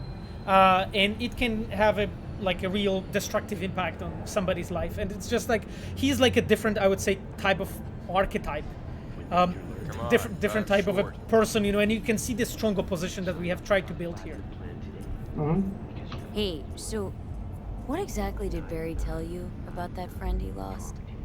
Not much. Hardly ever spoke about him. Said once he was the only one who could understand him. It's nice to have someone like that. Yeah, everybody is saying like, don't tell them that, Philip. Yeah. So let's go to Andrew's niche. Yeah. So we will basically keep that as something private. you know. I think I went up. I Yeah, think because also, to be honest, just saying right now, he's depressed would also be, very quick on our end to just make that kind of judgment. Yeah, I mean, exactly. That's a separate topic, because besides me giving you I would say a bit of background, in the game, as a player, this is, this could be your assumption, right? But you don't really know, right? None of us is a psychiatrist. Few weeks. Figured you'd skip town. Oh, you want to talk to Wilson? I mean, yeah, it would be very impolite. Oh, it would be impolite. Okay. Okay. Sort of like an abusive Philip's such a relation. polite guy. You can see, guys, we Listen, I could use a we little have tried blow to the not old to. pocket. Yeah, we'll go Wanna to see peek the at some fresh Andrews. gear? Don't worry.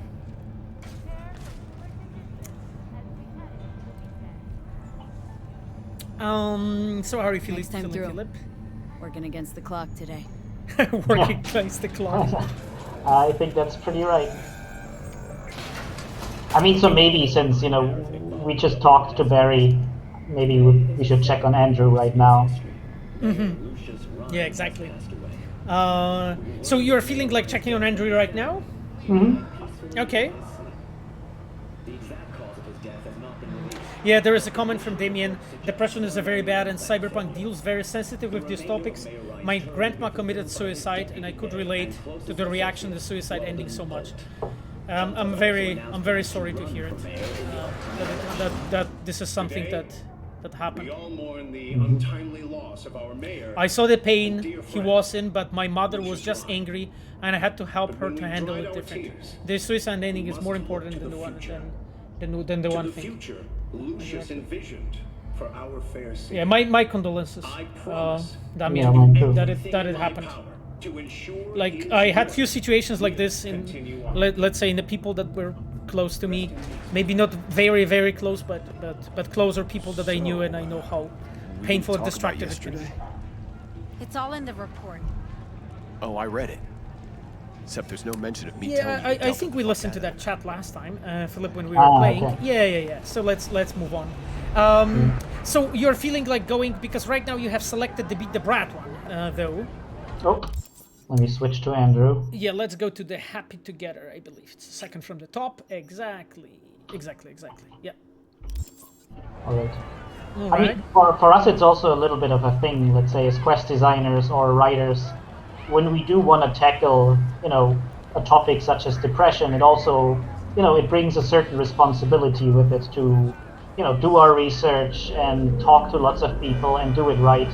Because we don't want to tackle, let's say, these kind of more, difficult or sensitive topics just willy-nilly, just, make some edgy quest around it. We want to take this stuff seriously and actually do the work. Yeah.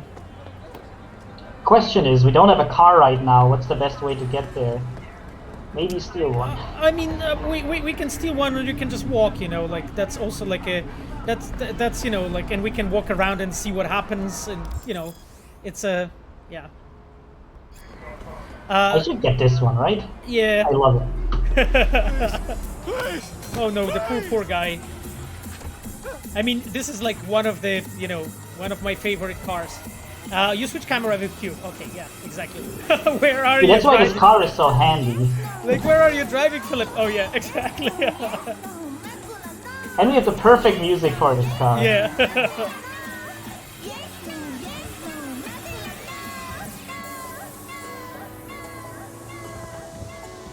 I wanted to add like something to what Philip was saying, about like the responsibility of a creator, because I think it's a really interesting topic. So, like I think this is something that sometimes the modern culture is failing to do, which is like the creators, let's say us, in a way, but also like movie creators and so on, are very easy, very fast to jump the gun and start being like a preacher, and start basically telling people what they think or what they should do, which I believe actually the creator's job is not really tell people, tell the players, tell the viewers, tell your audience what you should do.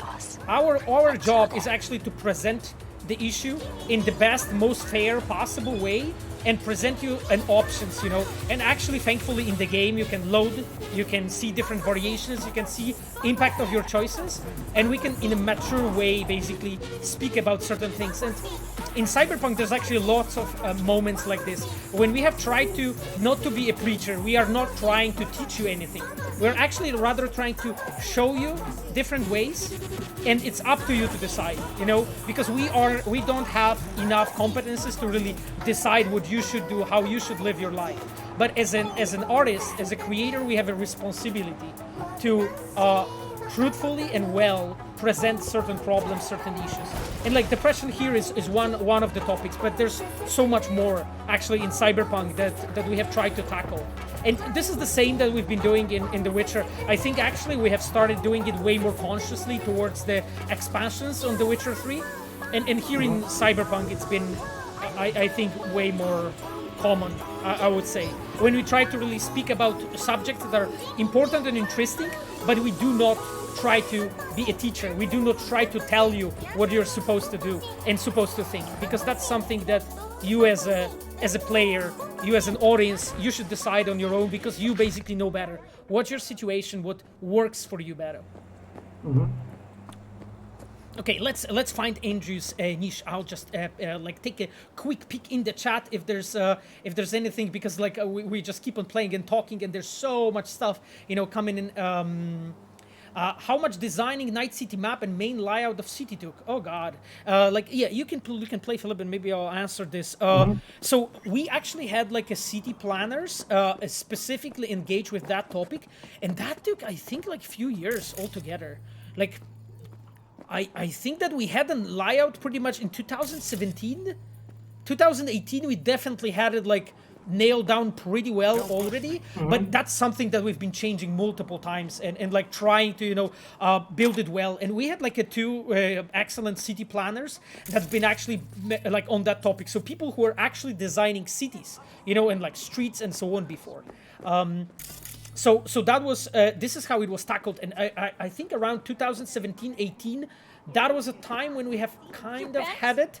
But of course, you know, like minor changes and so on, adjustments have been done like to the very end, you know, because this is an incredibly complex task. Okay, let's pay attention now. In loving memory of my best friend, Andrew, you were a tortoise, but you listened like a person. You were with me with when Grammy explained what was right. You are the last memory of a better world. Rest in peace. Mm-hmm. So yeah, and I think this also kind of shows that, you know, you could now say a tortoise, is this a joke? You know, the fact that this, you know, hurts Andrew so much. But, you know, I have to say, I'm someone, I used to have pets. And for me, it feels really natural that, you know, a pet is just a genuine family member, you know, someone that is extremely important to you, and that the death of a pet can be just as hurtful as, you know, the death of anyone else. And, you know, like of course, you know, we want to give you this option because this is what you think we might react with. But let's say I personally would, of course, definitely take this very seriously. Yeah. Barry's not okay. I mean, if that tortoise was the one thing that got him up in the morning. Now you're starting to get it. His friends have to know. Hopefully it's not too late. You know how it goes. Stare too long into the abyss will stare right back at you. Oh yeah. Taking a step into it wouldn't be so drastic. I know like so many people in like situations when actually like a you know, a situation like this has been a trigger, because that's the way, you know, how a lot of I would say sicknesses like this work. And you know, like some of you know, like I'm a psychologist by education, and I've spent like a lot of time with you know, working with people that have been tackling different sicknesses. And this is something that we call a trigger, right, in psychology. And it doesn't have to be like even a death or or even a murder or something like really terrible happening in your close vicinity. Sometimes it cannot be actually something smaller, you know, because what's important is the value that you give to the event, not the actual. So for instance, like for us, the death of the, let's say, of a pet, let's call it, can be something way smaller, but it doesn't matter, because for that certain person, that person has applied a value to it that it was enough to becoming a trigger. And that's, I think, the how to say it, this is like a point of a point that we want to give you and make you as a player to think and be like, okay, what this whole thing is about, you know, like why this is built, why this is constructed like this. Oh no! Oh, sorry, sorry guys, I misclicked by accident, and I like took control for a second from Philip. That's why he hit the wall. Sorry guys. Yeah. Well, there's also this question, you know, as an example, why this is a quest that is in Cyberpunk. Because let's say on the surface, you wouldn't think that, oh, you know, what is Cyberpunk about this quest? There's no robots or there's no cyberware. It's hard through parsec. Yeah, it's hard to parsec, and it's hard to play and talk in an engaging way, I tell you that. Yeah. I tried it for... Oh. Oh yeah, but basically, you know, the truth is that, you know, this disenfranchisement of, you know, people, you know, loneliness, these are actually really big topic in Cyberpunk. And, you know, especially in a place like Night City, which has already, you know, lost pretty much all of its humanity, and then having these, you know, smaller human stories about things that are actually, you know, really important to individuals. We also kind of feel like they have a really important place in this game because, you know, so much in Cyberpunk is cruel, and this whole city and the world is, you know, coming down on people all the time. So these little stories of how people deal with, you know, life and how life is, you know, essentially bringing them down are also very important for us to tell. I think this is a really interesting topic what you touched on. It's like a part of maturity, you know. We've been talking about a bit about like building a mature game before the release, and you know what it meant for us and so on. And in a way, it's impossible to talk about this topic without actually bringing you examples like this, like Happy Together, for instance, you know.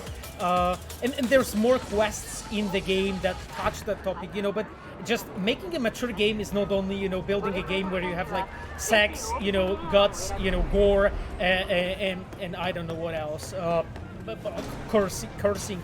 And things like this, you know, blasphemy, I don't know.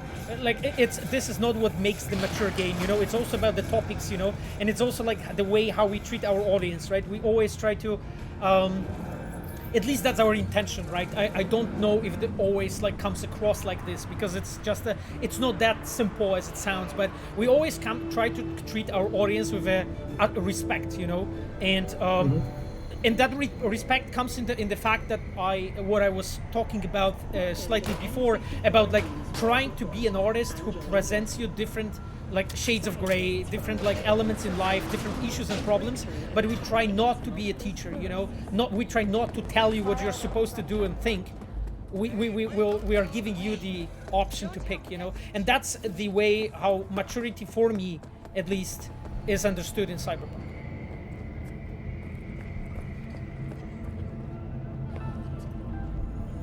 Stay close, all right?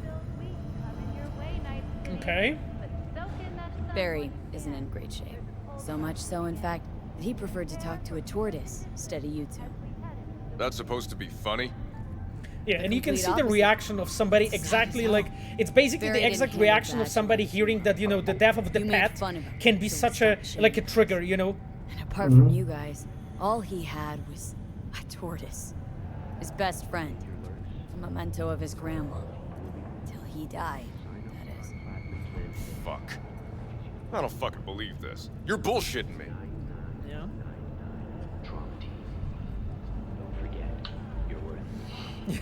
You wanna? I'll be genuine for a while, although I do feel like I would like to tell him, you know, what I actually think about him. You want proof? Niche in the columbarium speaks for itself. Why would he lie to us, though? He talked about that tortoise like it was a normal person. How do you think Mendez would react if Barry admitted he was talking to animals? Yeah. Jesus, Barry. I thought he was being a drama queen, that he'd get over it.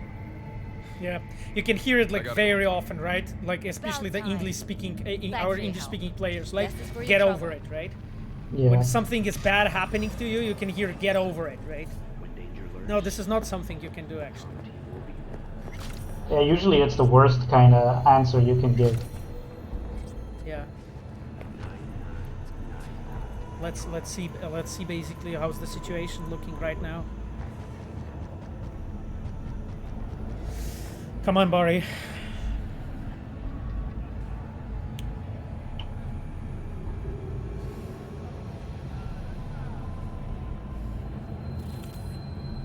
Murray.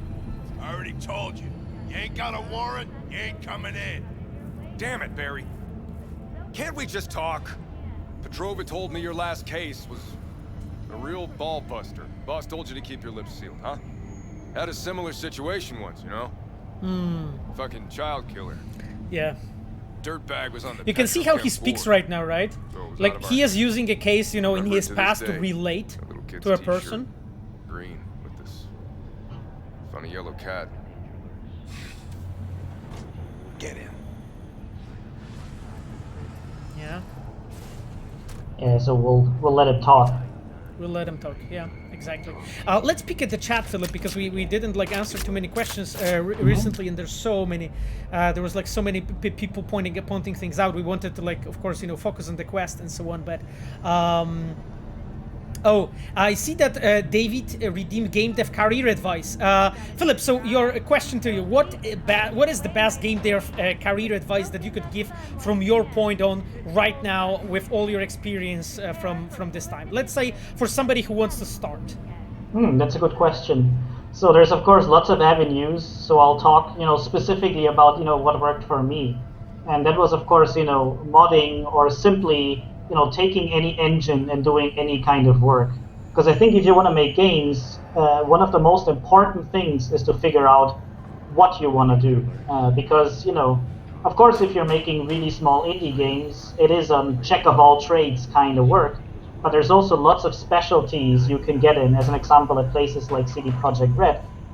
So often, as an example, what helped me when I was just, you know, downloading Unreal Engine, or, you know, working with the Morrowind modding kit when I was 12 years old, or, you know, with RedKit for Witcher 2, was essentially I just did it for fun, but I also kind of learned what I liked to do.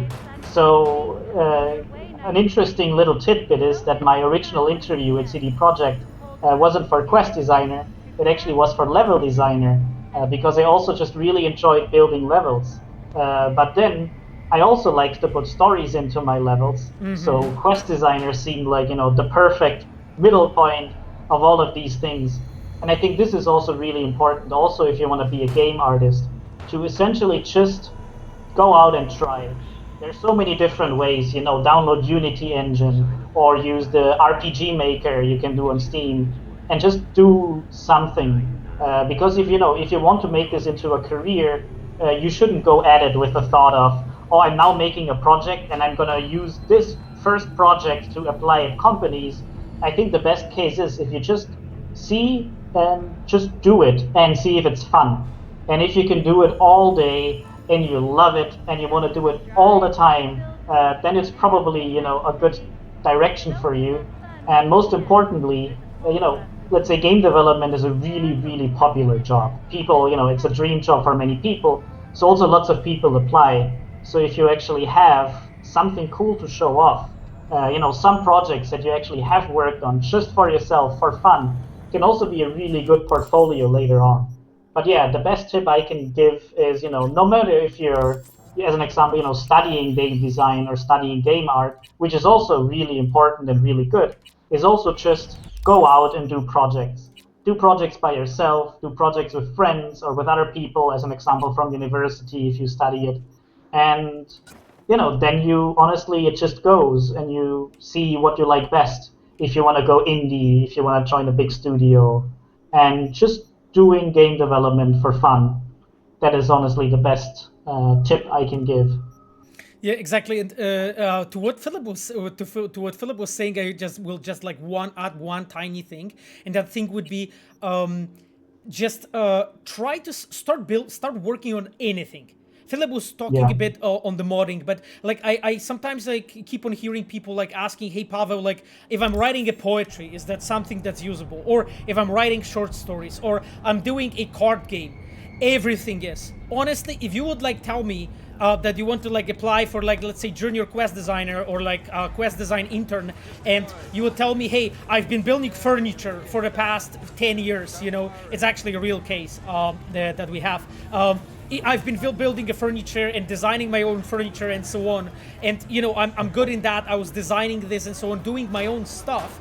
It means that what it means for me is that you have been training actually your design skill. You have been exercising your creativity all the time and basically doing projects, because this is what basically doing the furniture is. You've been like drawing it and doing your own furniture all the time.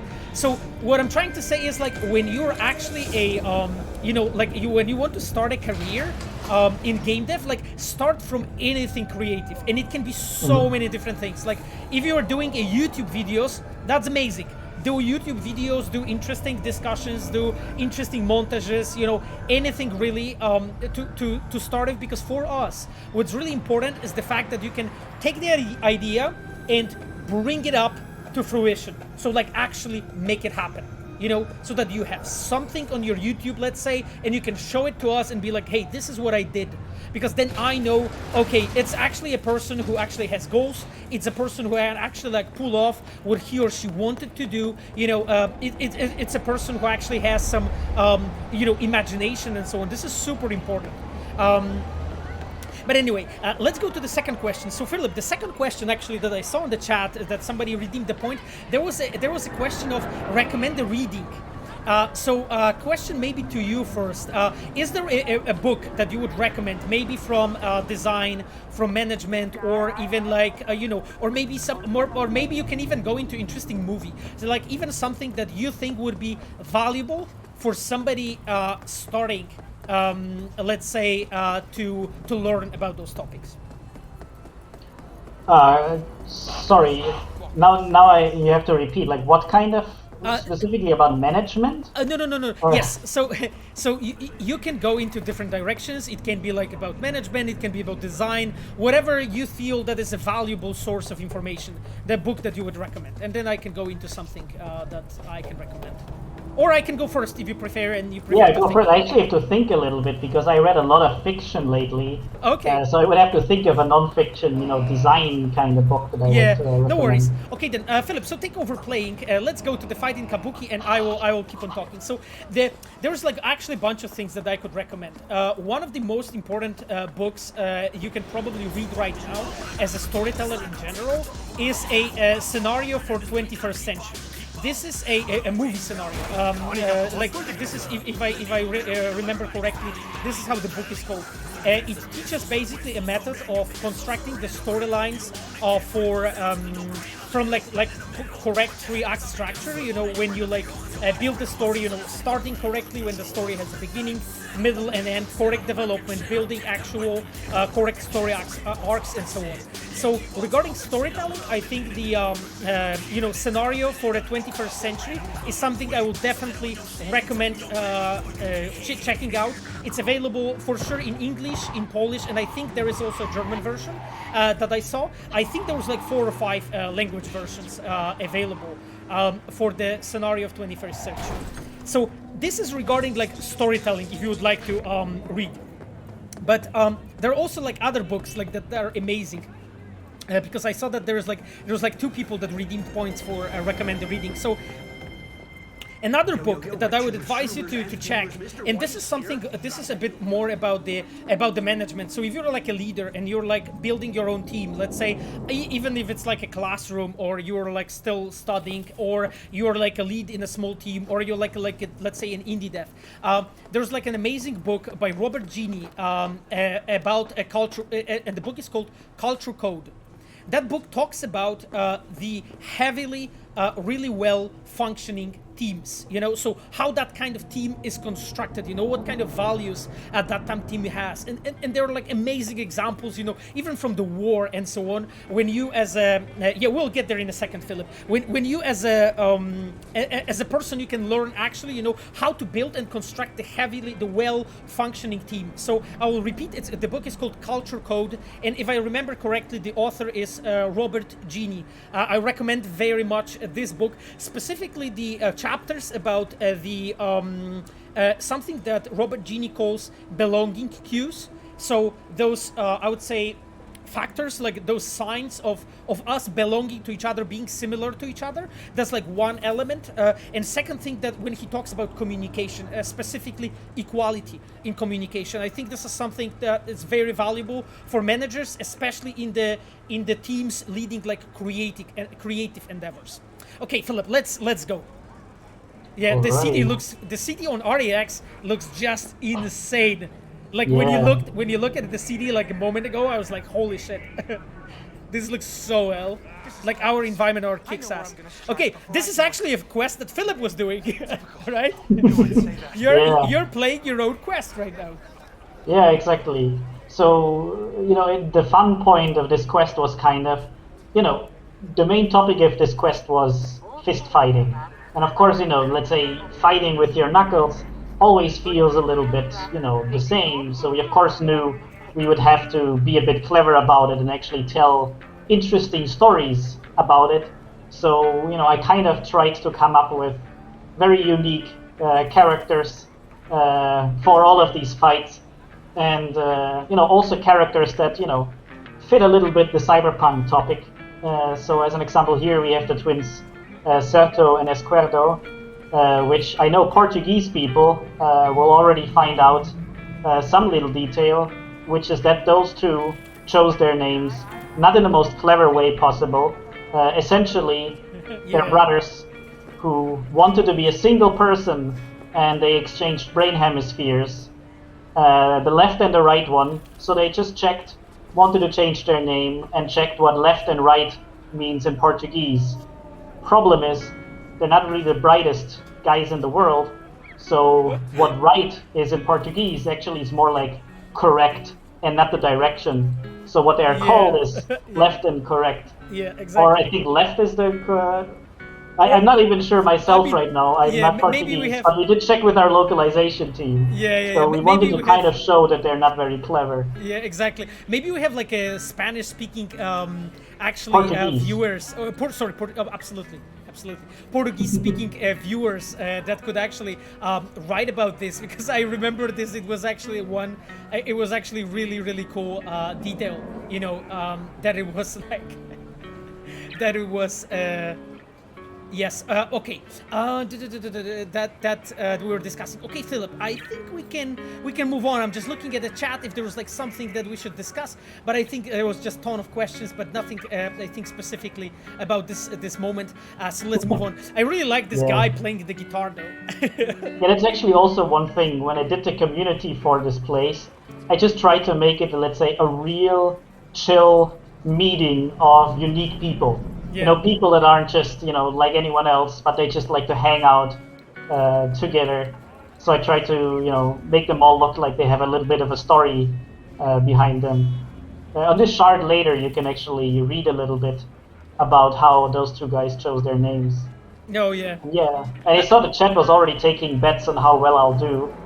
So I'm already a little bit afraid because, I have to admit, I was doing the quest and, working on the cinematics. Maybe save the game. But I wasn't doing the fighting. I'm not very good at it. Exactly. Just save the game. Yeah, perfect. All right. Okay, perfect. Let's try it. Yeah, let's try it. Can show one little secret. Oh, the cats. They have the same cyberware as the two boys. Oh, I didn't see that you did the cyberware. Wow, okay. Like, this is like...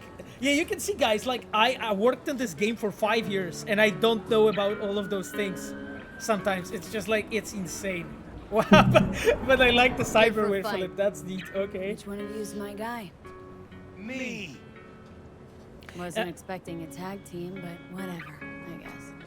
So, who do I got first? No, you don't get it. That body and this one, I'm the same person. So, what? I'm seeing double? I used to be twins, which you could probably guess. The twins had a close bond. They wanted to be closer, stronger. So they installed neural oscillation sinks. Okay. Now they're, well, me. One person, two bodies. My bodies do everything together. Have you been doing the scenes, actually, seen here? Yeah, that actually was the first cinematic I did for the whole game. Oh, that was the first one?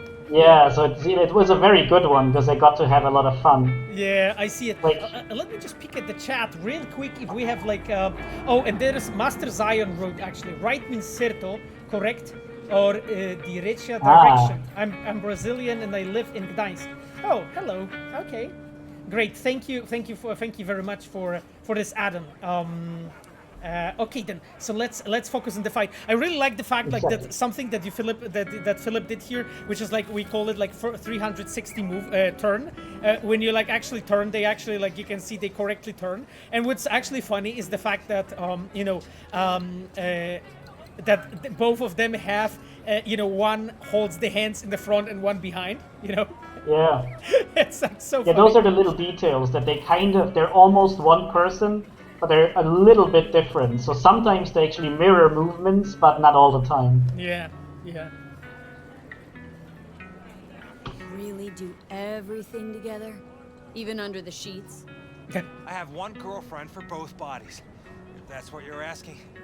Shared between both. So, what? One takes waist up and the other's on booty duty? This She's joke. with one body Monday through Wednesday, and the other Wednesday through Sunday. Bitch. Okay. Yeah. All right, Paweł. I don't know how nice we want to be, but do you think it's worth 2,000 eddies? Yeah, I mean, why not? I'm believing in you. You're going to beat shit out of them, Philip. Well, I'm usually playing on the gamepad, so I don't even know how to fight with the keyboard. Well, I mean, one thing that you can do before you do it, you can go to the character panel and actually make sure that my points are distributed, because I think they're not. That is an excellent idea. So, because, go I on keyboard, and then here, yeah.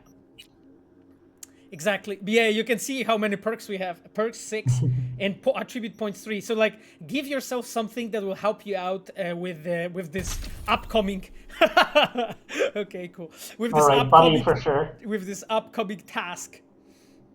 Do you want to spend somewhere else or just a buddy? Don't worry. It's all fine. We are playing in normal, right? So even when our points are not spent, I would say in the most optimal way, we should be fine. We'll see.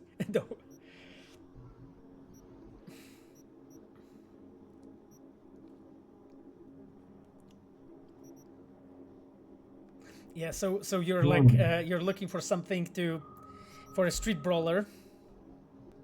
Yeah. Yeah. Well, let's just take a few. I think there should be some. Yeah, that's a good one. Yeah. Absolutely. All right. You guys can see now why I'm bringing the guests on the stream, because I have Philip here. He can beat his own, creation. So save the game maybe now. Just after we did that, in case. Point. Yeah, that's fine. We have Philip so he can beat his own creation, so I don't have to. And I like that the Beast of Beauclair song is playing right now. So that actually, I was curious actually if people realize. Let me just peek at the chat really quick. If people actually realize that this is Beast of Beauclair playing. Yeah, beat his own creation. Yep, this is. Beast Beauclair Peppa Gem, yep. Oh, you know it? Okay, cool. I'm glad. Oh no, everyone's against me. This fight is pretty hard. Yeah. Okay. So what? Let's do it. Let's do it. Show me what you got. Oh my god. Philip! You're doing really well. That dude, they are down. Guys, let's cheer for Philip. By the way, those that sub to the channel, there's my hype icon, so you can spam the hype if you want to. Philip. Yay! Philip. Yeah, doing well. That's it. Whoa, that's a strong one. That was because he did this jump. Okay. One is down. Yeah. I think now it should be much easier, right? Because I don't think they get up, right? At some point. One is down there. Staying down. Yeah, exactly. Honor rules. Yeah. And you can hear the crowd cheering, being like, "Yay!" Oh, damn it! Philip, no! You're there. Don't worry. I believe in you. I know it's difficult, but yay! Oh, He did my it. adrenaline is really high right now. Yeah, I know. I can imagine, but he did it. And you had enough like your brother or hungry for more? That ain't my brother. Oh, that's me. Jesus, what's so hard to understand? Yeah, it was also very important for me to give them a cool pose for the end of the quest. And also, like, I like the fact that Philip, because you were working with the. Oh yeah, he just paid us, right? Yeah, exactly. I like the fact that you have like made them, have them like beaten faces, Yeah. Yeah, it was. Well, the most cruel part of this quest is that, of course, our cinematic designer Vithran, who's sometimes here in the chat, who of course was the beautiful face model for the twins. Exactly. He's actually also working on these cinematics, actually polishing and helping with them in the end, so he gets to look at himself a lot, especially the beaten up version. So that makes it even more pretty, and he loves it so much. Exactly. Okay, cool. I see that everybody in the chat was happy. There's a Berek wrote, Philipp Weber casting for Fight Club 2. We asked Brad Pitt for a comment. I can't even imagine working with such a talented guy. Damn, I gotta go. I have to clean his shoes. Well, I can see that. was he the hair model for the twins too? Yeah, actually he was the hair model for the twins too. But it's actually pity that because Paweł was here at the beginning of the stream for I think first hour or so. So it's a pity he's not here with us when we met the twins. But yes, it's actually really cool. When we have like devs in the game scanned with their faces, and so on, so that we can like. So that we can have fun together and so on. Yeah, well, it's also the thing, like we're having lots of fun, so using each other's faces for quests to punch each other. But also, as an example, he's one of those cinematic designers that I can just spend hours, talking about character motivations, and I love it talking to him so much because you can really tell he always. Values characters over anything, and make them act logically. So that's also one thing. I'm the quest designer, then there's a writer, but quest designer, cinematic designer, writer, we all work as a real team, and we all call each other out, and we all really just want to make the best stuff together. So it's a real proper teamwork. So that's why then, of course, it feels really good for me to sometimes, do this with them. No, I love it. Exactly. No, yeah, but what Philip said is very important, like team building and so on. Just the fact that we can have each other's backs and so on. And of course, we are artists, right? So we have a lot of like creative differences and so on. But that kind of conflict is always really good, like because you want to have a conflict that is based on the I would say creative differences. That the conflict is not based on the fact that, let's say, I don't like somebody, right? Like when you're like building a team and you want the team to function really well, this is what you want, as a lead, as a manager, and so on, to just like have a team have creative differences and creative discussions, and let's say those creative conflict, we call it, but not a moment when the conflict is between people and it's based, but it's really about like what we do and the art we do. Okay, Philip, well, let's maybe move on. How are you feeling about this? Yeah. Listen, out of curiosity, you guys can read each other's thoughts? No. Same person, same thoughts. If that weren't the case, I'd be on schizoid meds. It's so cool, though. To see you transition from circus ring to boxing. Was that your idea, Philip, actually, to build this character like this? That they're, the idea that they're two guys with the same mind? Yeah. Yeah. That was you. Okay. That's really cool. That's really cool. I didn't remember that. Hey, sure the Ripper didn't swap anything else out. It's felt really like I was awesome. fighting against 4 left hands. Fuck you! You can feel this moment when they both agree, and they say it exactly at the same moment, So this is cool. Okay. Yeah, but it's also because I saw a little nice poster. I could say one short thing to that. Because we were talking about how cinematic designers, writers, and quest designers work together. Because also one nice thing is when we have these creative talks, we don't have creative differences in sense that, you know, we yell to each other or, you know, we don't agree with each other. Usually they're more like people just bringing in ideas and making each other better. And I can use this poster as a nice example. So there is, you know, without spoiling, of course, there is a scene where we talk, where we walk around with Takemura, Yeah. and he talks to some old guy, and I basically wanted to have there be a little joke. And I basically just wrote a very simple version of this dialogue that, you know, the guy mistakes Takemura for a famous actor. Yeah. And then we were walking a bit further, and then, you know, the writer David Koteya came up with the idea that maybe it should be comedian Hideshi Hino, who, you know, we then later put posters of him all around the city. Yeah. And then Shimon came up with, you know, the old guy being really sad, seeing Takemura like that because he felt that, you know, Hideshi Hino has fallen very far. Yeah. So Shimon gave him some very nice sad looks. And, you know, that's one of these examples where, you know, all three, you know, people kind of be creative together, how this can create something nice. Yeah, it can actually create something better.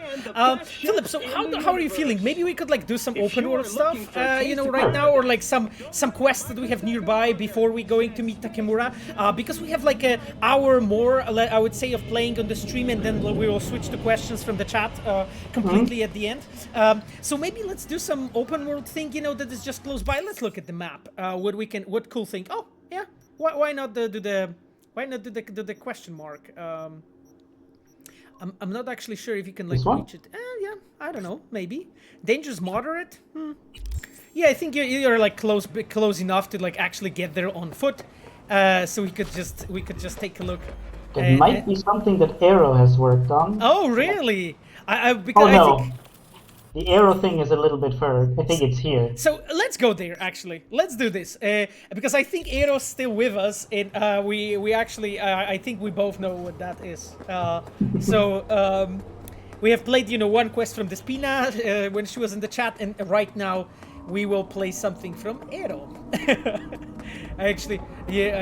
Oh, that's the spot that I'm always running to the Ofus, I guess, right? Yeah, exactly. Who's that? Oh, Regina's calling. Are we close to some kind of STS right now? Street story? NCPD got a call by Cyberpsycho and actually sent a patrol. Oh, I know which one. Yes. But it's been a few hours with no report back. Either those cops got scared and bounced, or anyway, could you check it out for me? Oh. Much appreciated.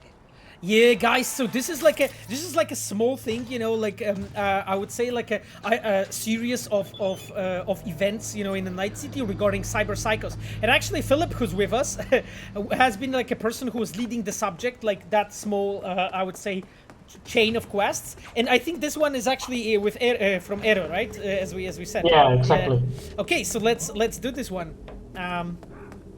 Actually. Yeah, the cyberpsychos are one of these things where we, you know, as quest designers have to be pretty creative because, of course, you know, they didn't have a high budget, so we couldn't do, you know, normal dialogues or anything. Anything we got was these Regina calls. So we always had to come up with, you know, stories and try to tell them without our usual means of telling stories, which is a lot of, you know, dialogue. Yeah, exactly. Yeah, maybe I should take in a car, but I mean, I think it's okay. You're getting there. It's fine. I mean, because you know, there's I don't think we have our car back, right? We don't. Yeah, exactly. No, not yet. We have to collect it. Yeah, we didn't collect our car back, so I think it's okay. We'll just walk there. God damn it, this looks so good on the RDX. Oh, Coach Fred! That's also your friend, Philip. Oh, yeah. Coach Red, by the way, this is of course the quest that Philip was working on. We were just talking about the fistfights, right? Yo, V, Watson's open now. You're a free woman. Just don't forget about the fights, all right? I'd be ashamed not to put that talent of yours to good use. Okay. Yeah, and he congratulated us on whooping the twins' asses. Oh, yeah, exactly. Very nice of him. Before. Okay, cool. Yes.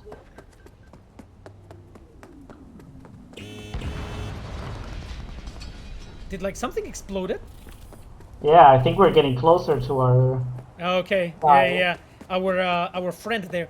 The RTX shit looks so good, actually. Just saying, right? It just looks like there was this factory early on, and just these ominous red lights. Uh-huh. You can also see how in this industrial district the whole air is very red at night. Mm-hmm. Yeah. I actually even remember like when we were playing the pickup, you know, I did it intentionally in a way that when you are playing the pickup, always there is a weather that we call pollution. It was just basically like when the air is like really polluted and just looks really bad. That was basically the idea there. So because I wanted to like have this atmosphere that is a player when you're like approaching Allfoots. Oh yeah, the train. As a player, when you're approaching the Allfoots, you will see the you know, like the dense air and so on. And there, whoop! I'm hit. Oh shit! What the fuck? Wow! Oh god! I didn't know that the sound is like the guy is like firing a cannon or something. Yeah, it's a pretty high caliber weapon. And I really like the music, Edo, by the way. Really well picked. Yeah, so since this is a sniper, I would guess my best course of action is to get close. You have also grenades, so you can use my OP build. Basically, my build is based on throwing grenades at them. I was trying it. I was like besting the build like multiple times. Yeah. Oh, I think we got him. Did we? No, not yet. He's not that weak. You can see Matt Liaw at the top screen here, right? The boss part. Well, but also one important thing is I usually always try to get the cyberpsychos non-lethally. Yeah, so that we can get additional. Because this is what Regina asked us to do, right? Exactly. Because usually, you know, they're not really people that do it as in a, you know, clear mind. Yeah, exactly. Good point. I mean, throwing but grenades. Thanks to a lot of their cyberware, I can still do it non-lethally while shooting them. Yeah, I mean they are very much they're like, you know, grenade proof. So this arena is pretty awesome, I have to say. Yeah, well done, Edo, with this combat. I have to say it looks pretty darn nice. Okay, you will try to like knock him out. What's the plan? Yeah. Before it's too late. Okay. Just be careful not to shoot him any vital organs like heads, you know,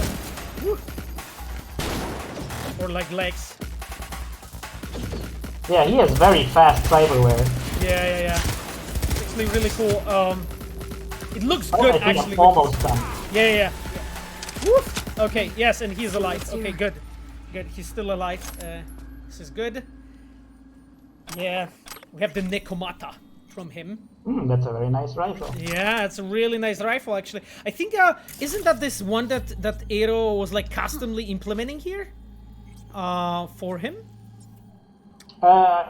I'm not sure if this Nekomata is custom, but definitely Nekomata is one of the more common sniper rifles. Yes. But maybe this one is special. Yeah, I think that it was the case. Let's peek really quickly at the chat, you know. Try not to cut his head off. You know, Edo told us. Yeah, well, I mean, we have managed to somehow.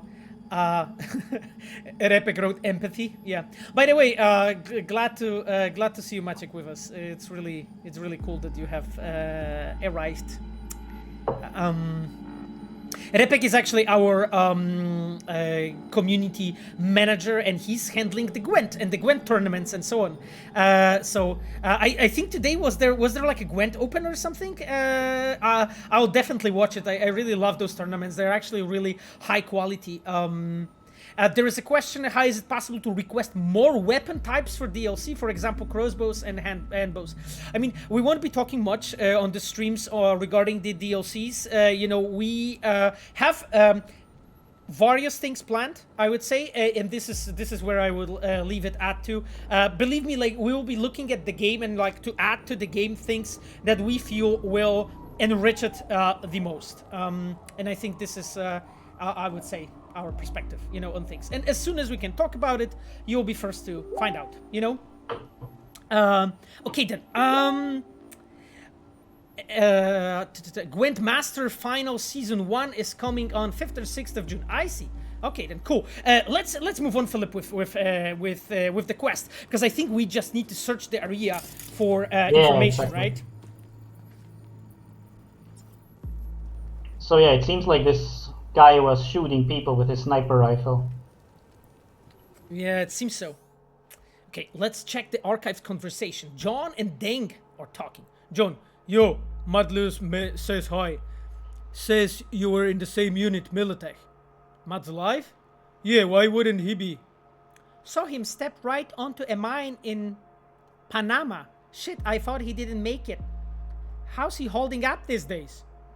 Fine, I guess. Still has nightmares. Takes a lot for it. But who of us really has it better, yeah? That vet life, huh? Yep. Any less homeless, fucked in the war, no one understood. Yeah, chum, what can I say? Not gonna get better either. Yeah, I know. Least I good to know there's someone to talk the old days with. And not be alone. Yet you can see here that it's a fairly sad story, to be honest. I used my awesome OP acting skills. Yes, thank you. 10 out of 10 acting skills. Amazing. Thank you. That was exactly what I was going for. The voices. Sapphire wrote like, Philip, are you okay there? Yeah, but I think Philip hasn't been exposed yet to my incredible acting skills, so I think that might have been the shock. Philip, are we going to check the place? I think there's something here. Huh. Gotta open the laptop. Yeah, I guess so. Okay, there's some... Oh, interesting, okay. So there are some text messages. Rush order urgent. Matt wrote to Dan. Dan, I need that stuff off my head.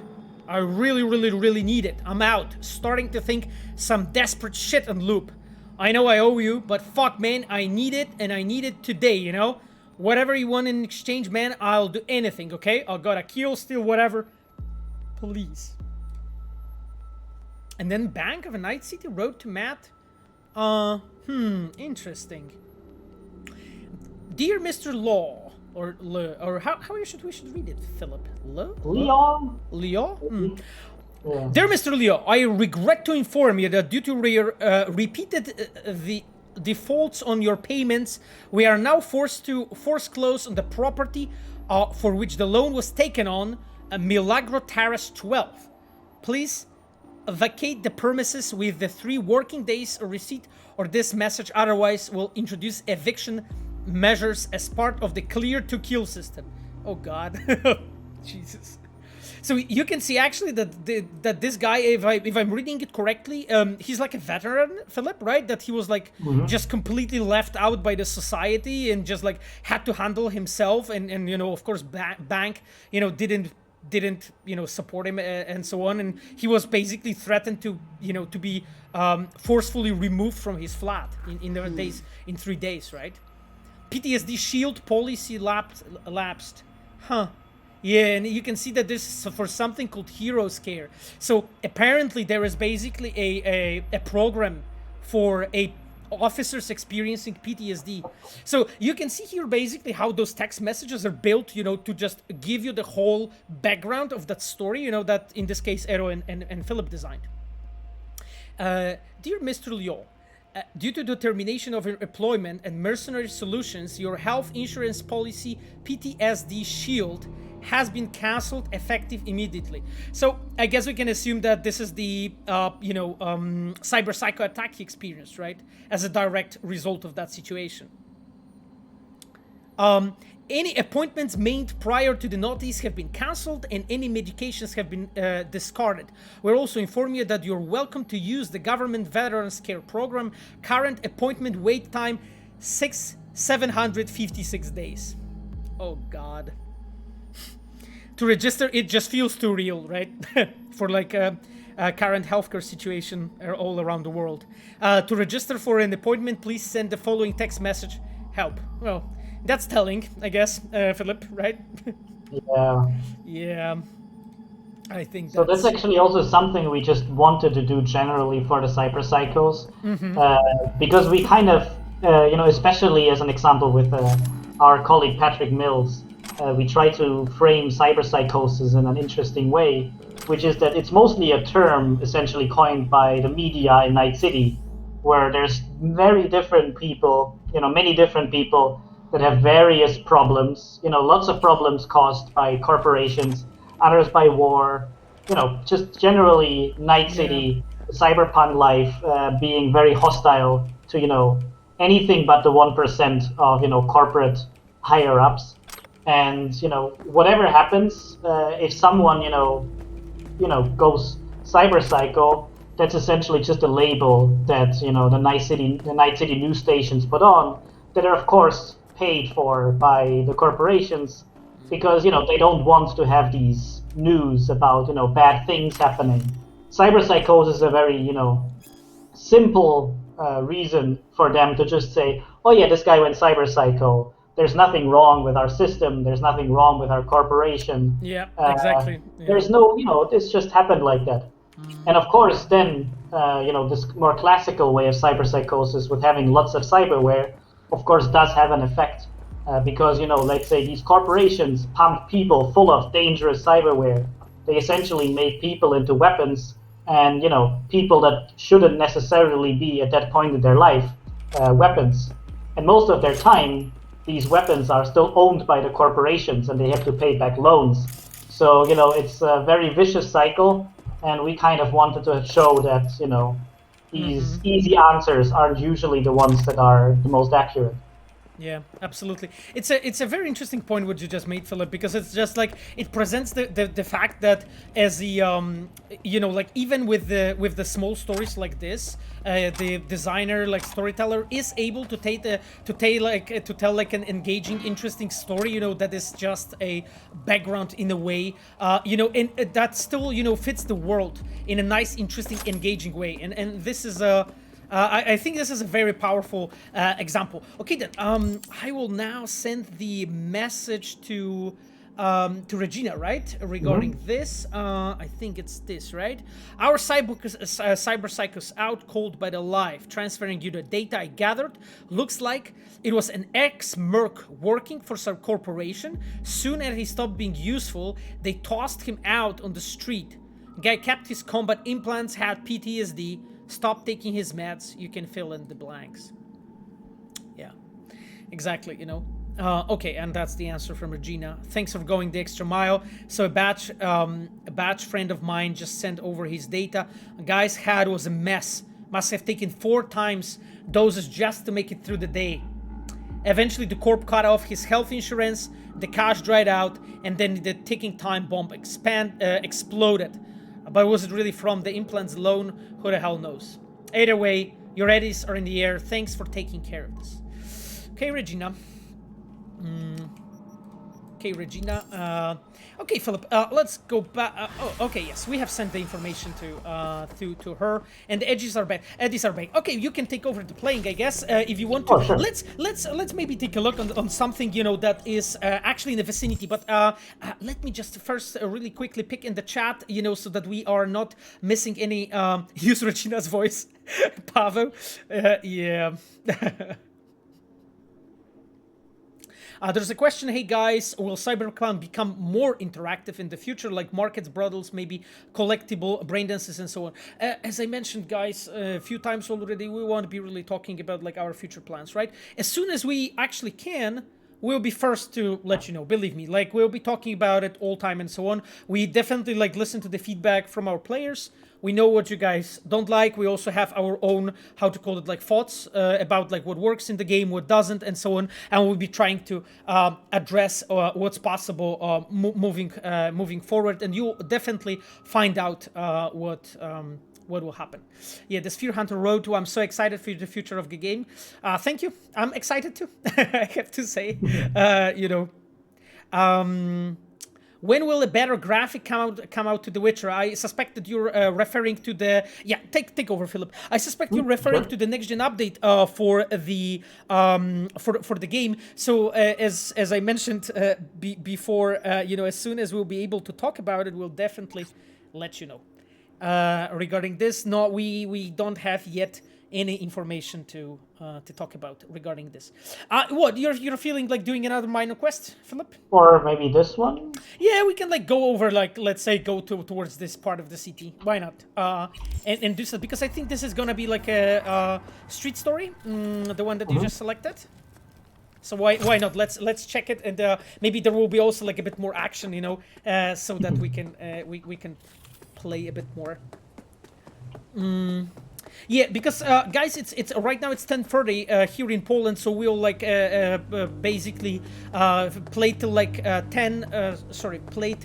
like 11 the game, so 30 more minutes of the game, and then we'll switch to the questions together, so that we can of course use the presence of our guest, so Philip, and we can just talk to you and answer some of your questions, and so on. Maybe some more things regarding the game dev in general. Yeah, I think in general it would be good for us, Philip, if we'll just get the car at some point. Oh yeah. Yeah. Maybe we should actually go to the mega building and get it. Yeah, I'm just not sure if right now it's worth it. I mean, it's your call. If you want to, you can do it, because you're sort of you won't be able to grab this. Like, I think you just need. You want to do it like this?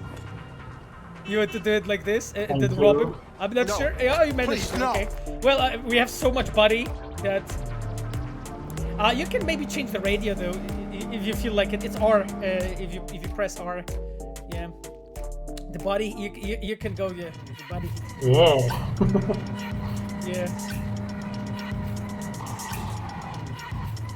Yeah. Okay, let's go. Yeah, on RDX this looks so well. Oh, we're almost there already.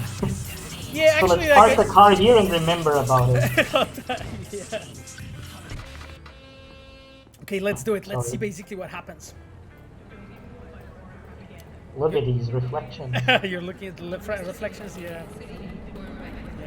I actually have set the RDX to the psycho level. Because there is like Introducing ultra and psycho, so I set it to the psycho. A deadbeat with a pretentious name. Okay. Garl broke my trust and skipped town. Well, fuck him. Only thing I care about now is the data he left in NC. Specifically, what's on his comp. Check the attachment. You'll see what to do. Okay, let's see the attachment then. Philip, what we have there? Thievery. Okay. Steal Aloy's Dokwa's laptop. Okay, so we're supposed to steal the laptop. Okay. Housing block of Eisenhower Street. Aloy's Daquin, the corpo mega prick who cheated me. Okay. And not only me, there's a whole city out there that wants to get its hands on this guy, as they say the fate of a traitor is sealed at the time of his betrayal.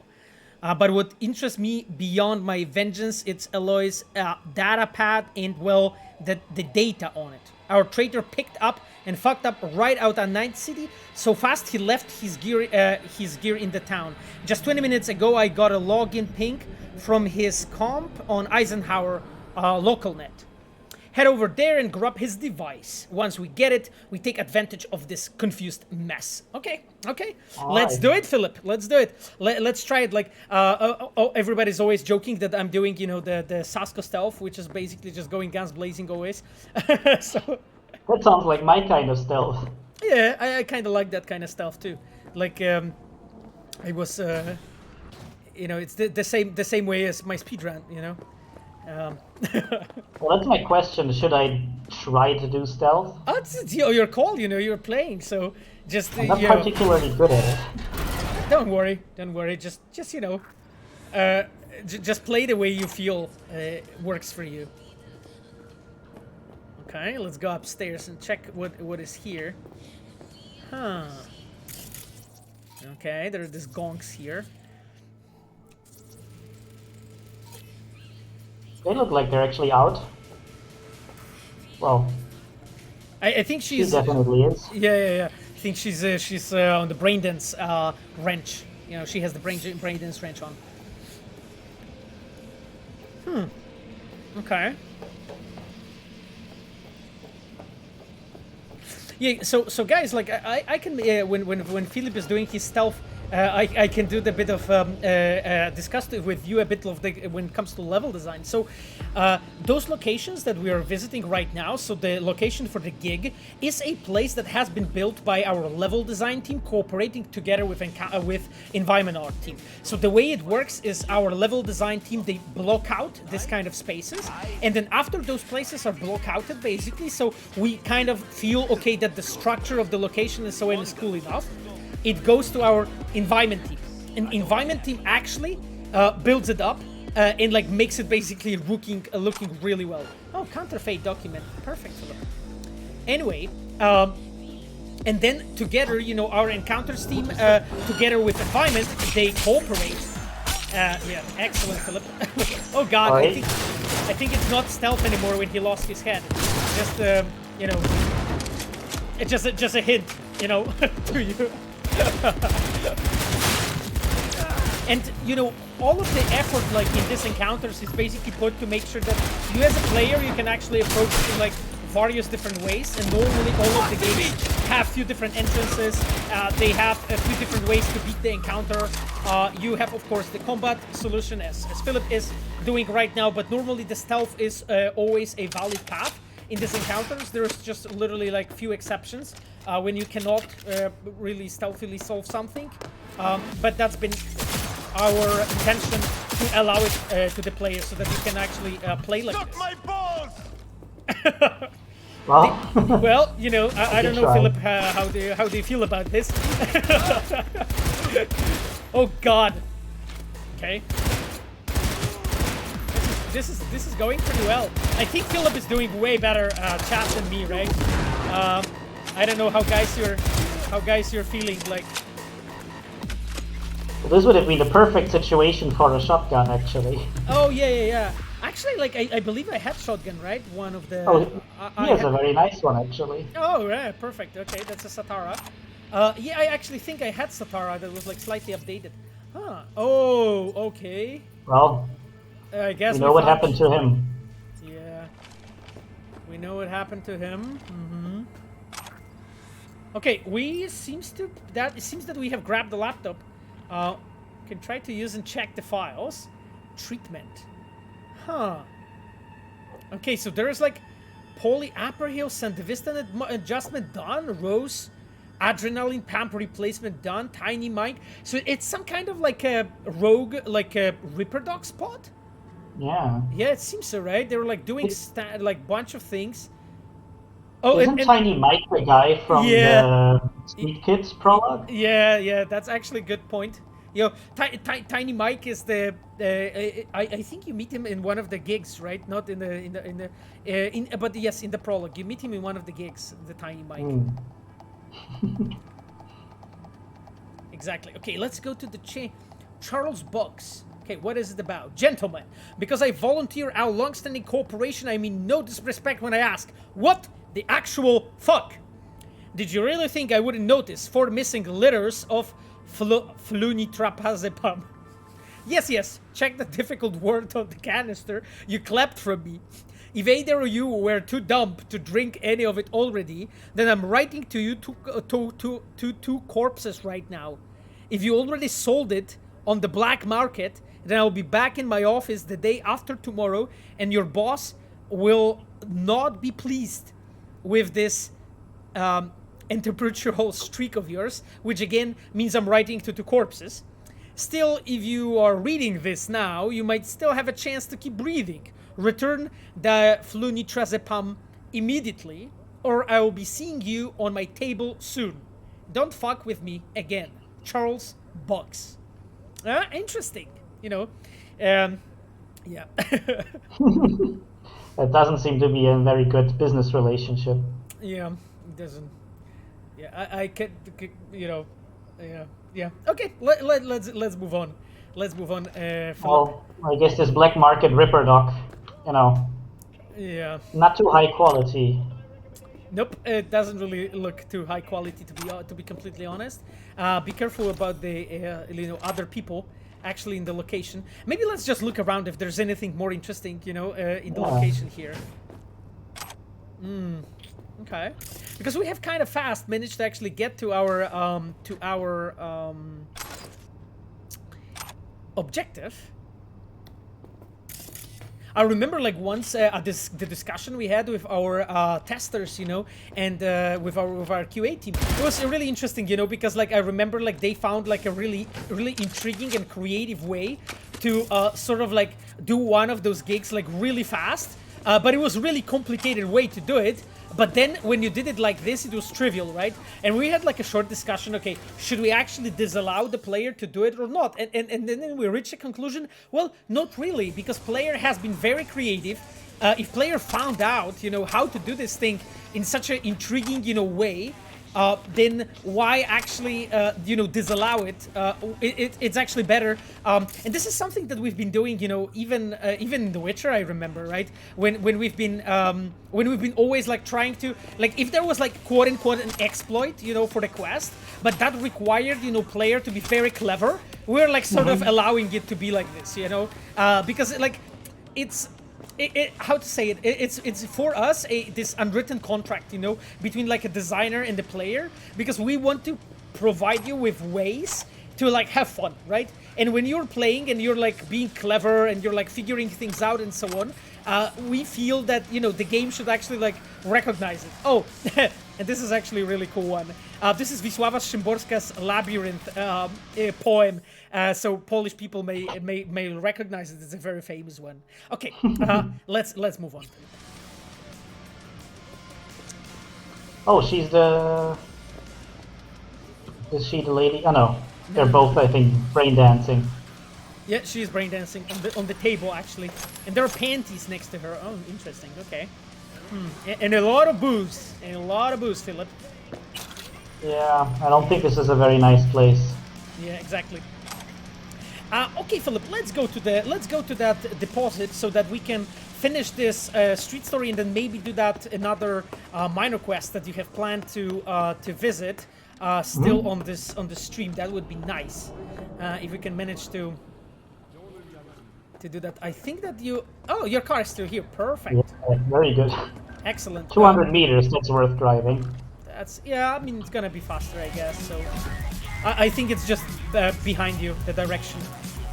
Or you can go around the roundabout, I guess, as well, instead of going back. You know, I'm a dangerous merc. You're a dangerous merc. Yeah, I really love these locations, guys. You know, the fact that it's like sitting exactly at the center here on this roundabout and so on. Jesus, this looks so good in RDX. Holy shit. Yeah. I'm just like amazed myself. Wow. It's just like our lighting team and rendering team did really well here. Holy shit. Okay. Cleaning up the streets. You're cleaning the streets of all of these barriers, you know, so they're not needed. Okay, let's drop this in the deposit. Alright. I think you could press, like J to F to deposit job item, not to sell. Exactly. Yeah. Exactly. And Regina, seems that Regina got news very fast. Train V, exactly the tech I wanted. Thanks. Gate closed. Oh, okay. She was pretty brief with this. Well, good business. Do you have this next quest? So like, let us actually peek at the chat first, okay? Mm-hmm. Because sorry guys, today because of the technical issues, it's much harder for me actually to keep up with the chat. It's one of the issues that we had with Philip with the Discord. That doesn't matter, but that's why we're slightly less responsive to the chat today. Very sorry for that, but because of this, we'll have like a longer moment.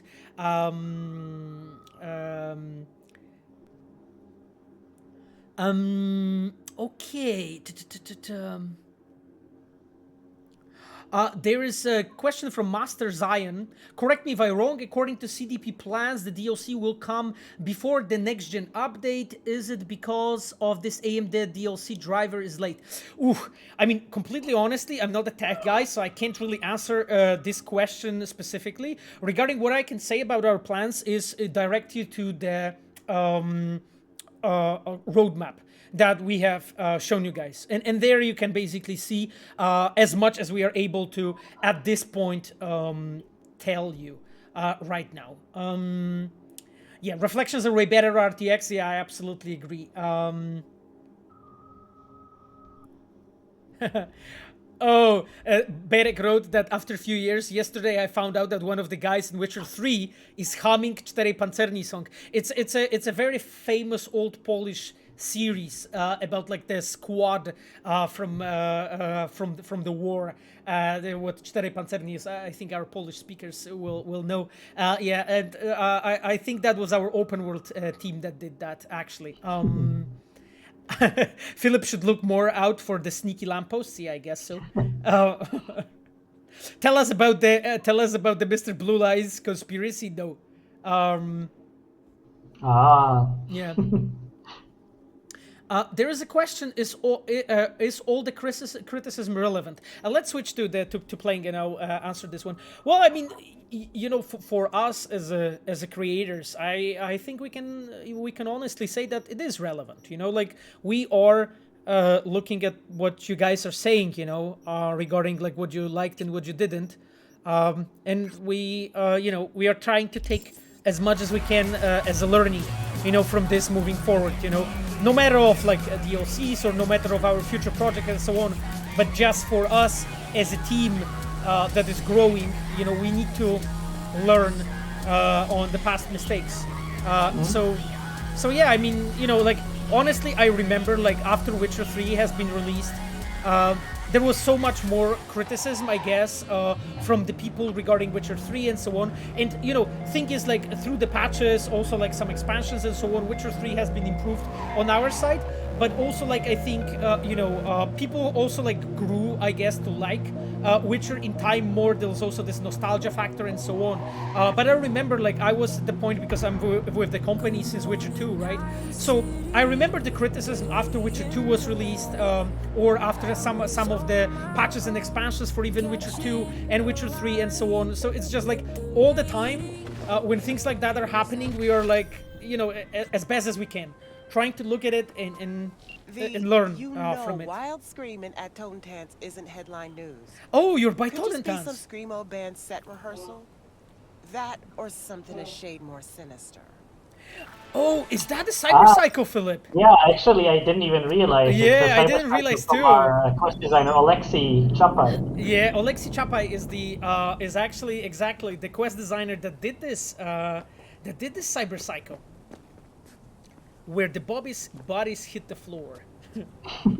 I guess it fits Totentans as well. It's actually a really clever title of a gig. Okay. Your trauma team policy has expired. Immediate action required. Dear client, we regret to inform you that your trauma team policy has expired due to lack of payment.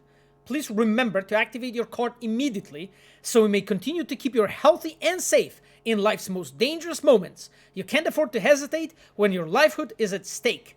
Well, I guess considering from what we are seeing, I don't think he activated it. I guess that used to be a corpo, if he at least at some point could afford trauma team. Yeah, exactly. That's a good point. There are also other buddies behind us. Like, can we check them?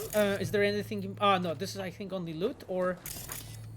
Yeah, I think they're the same as this guy. Yeah. Okay. Oh God. Okay. They actually look like Maelstromers, though, right? Yeah, so it looks like a Maelstrom guy who's had his cyberware ripped out. Oh God. Okay. Wow. Yeah, seeing a Maelstromer without his cyberware is not a very nice look. Yeah, it's not. Okay. Did he have like reinforced plastic feet as a loot? That's interesting. Okay. Okay then. Let's move on here. I think there is a shard. Oh, and there is a clue. Oh wow! And there's this. Okay. Huh? That's a really interesting trick, right? Here. With the light and so on, and we can see basically the guy kneeling behind there, and it's cool because it's exactly the shadow is on the M, right? That's painted on the wall. So my guess would be he's probably from Maelstrom. Oh God. Okay. Ellis Carter. Holy shit. Like, He likes to get close, so I think I might, if I may, Pavel, I might replace switch. this one with the shotgun. Yeah, just go. I thought that I had the slot for shotgun, but just like go with what works for you. I think there was this Satara that was like pretty decent. Yeah, you can replace this. Don't worry about it, Philip. Just pick whatever works for you. Because right now, I guess today you're more playing than I'm playing. So which is pretty cool.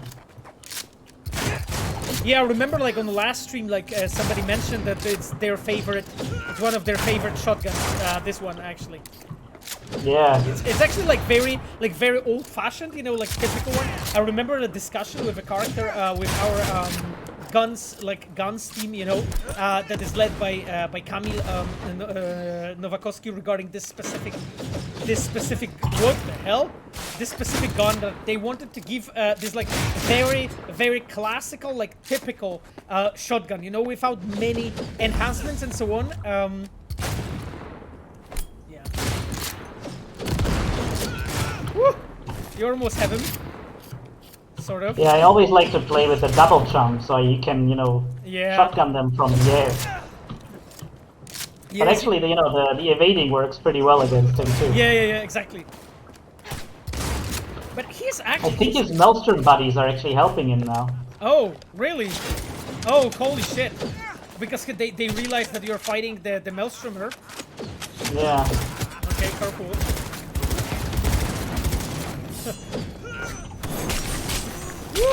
Oh, I think he has put you on fire. Yeah, I think you're burning. Oh god, you're crippled. Ooh.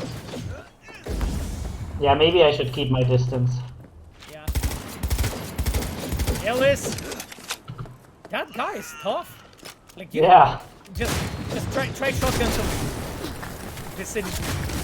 Woohoo! Okay. Don't kill him. Yeah. He just got only shotgun in the face, guys, right? So that cannot be bad, for him. Okay, before I read this, maybe I should... Yeah, no. Just go into inventory and disassemble some stuff.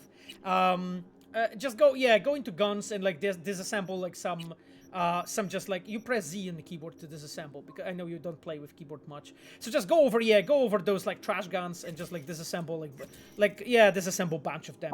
Exactly. Ones. Yeah, exactly. So because I don't think that we will be doing much with them, and it will allow you to actually be not overcumbered. Yeah, you're 167, 62, 72 out of 200. So right. It's all fine. I mean, you'll pick some loot in a moment and you'll be overcumbered again. But I guess it's fine. Let's just deal with this dudes that are shooting here. Woo! Oh, that wasn't good aiming. Oh god. The fact that you have like shot him in the face and exactly at that moment he was laughing. Yeah, well, I think Maelstrom. I think, Philip, that this is like a barbecue.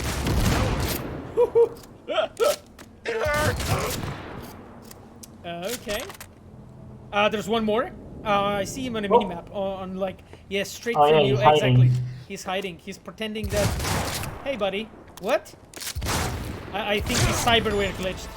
Okay, well, not anymore. Oh, it looks like he was stuck there. You can see. Yeah, exactly. He just like got hooked with his like with his iron spikes on his head. So yeah, that happens. Alright, so we can see. Yeah, let's check that street story, and then we can we can switch to the questions from the chat and so on. Yeah, let's see this conversation. Archive conversation, Brick and Ellis. Ellis, what the fuck you're gonna do, Brick?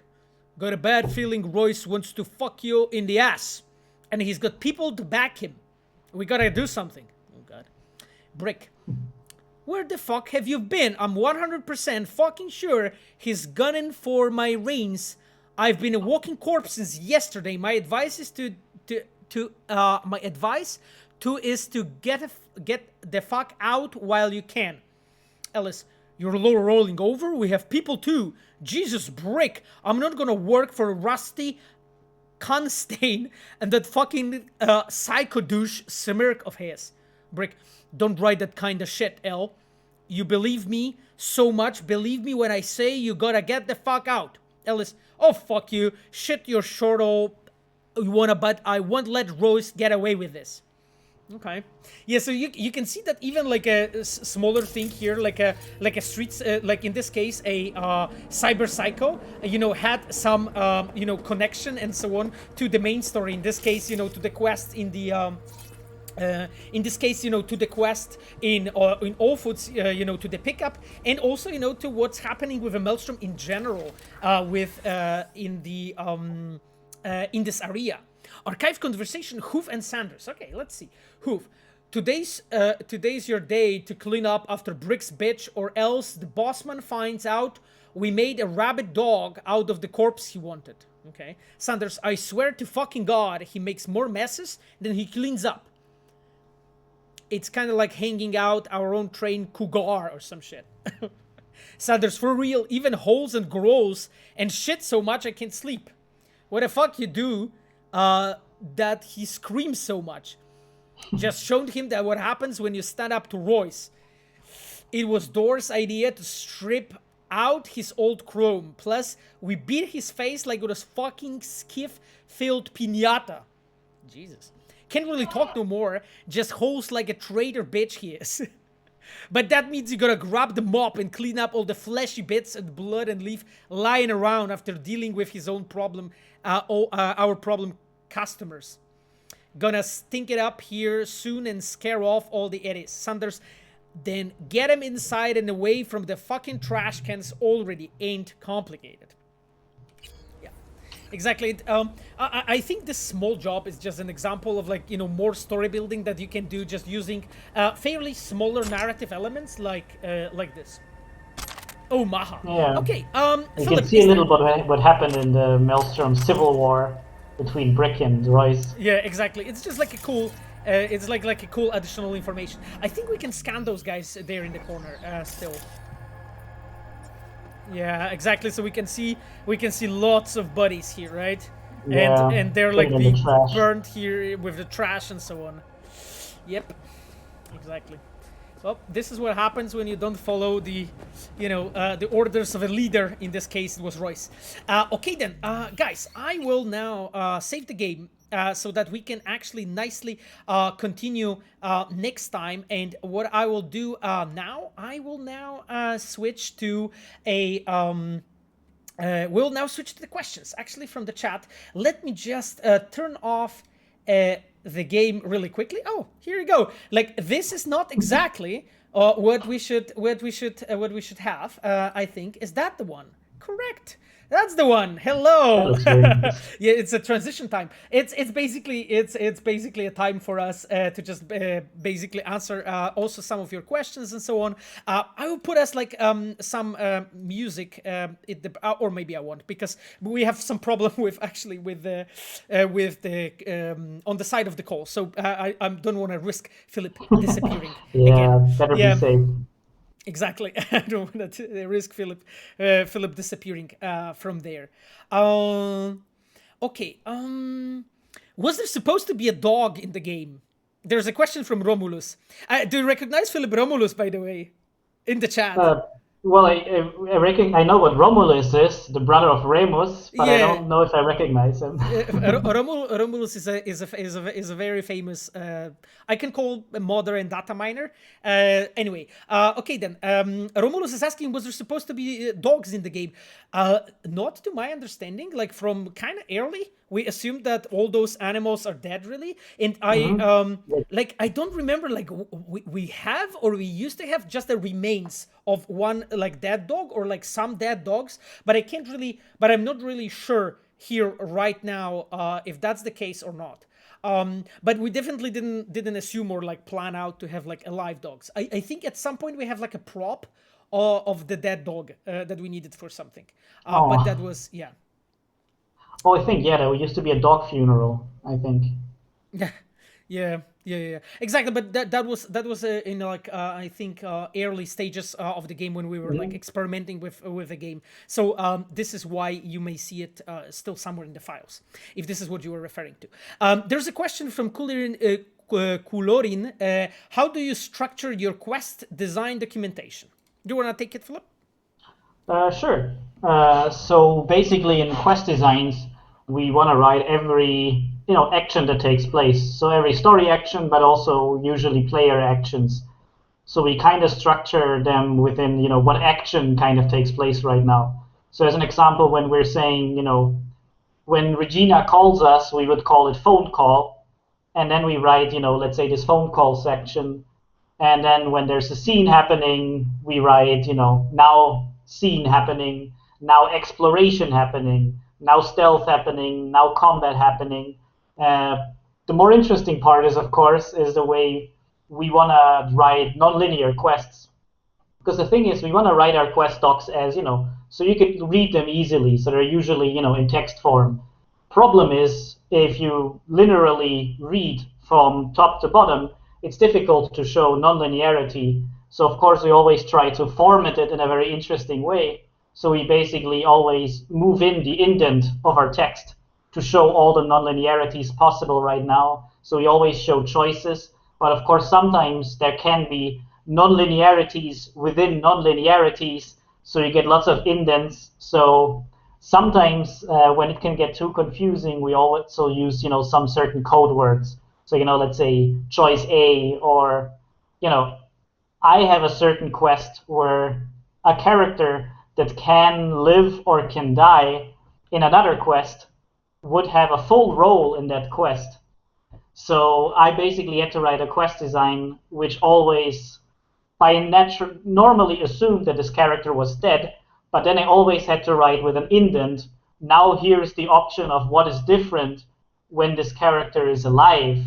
So it can be sometimes a little bit tricky. And actually, I think Paweł can confirm that we actually changed and developed the way we write quest designs over time. So as an example, this method of using, structure it with these actions like, exploration, combat, story, scene. We started mostly doing, I think, on the expansions for Witcher Wild Hunt. And before that, it was mostly more, pure text-based where you read it, like, a short story, essentially. But I think that's still the same case for our quest designs. They're supposed to be written in a way that if you read them in your head, you can pretty much play the whole quest. Yeah, exactly. Okay, then, because Philip, there's a ton of really interesting questions. Actually, there was like a bunch of situations when people actually ask so that you can talk to the viewers in general about the Takemura. So I'm feeling like, because you're here, my guest today, and I'm really thankful that you're here. One thing that I wanted to ask, so could you talk to us a bit, regarding let's say creative process behind the Takemura? Actually, what was the idea? Behind the Takemura, starting from this Ronin concept and so on that you mentioned, and maybe some interesting details that you have regarding that character. Of course.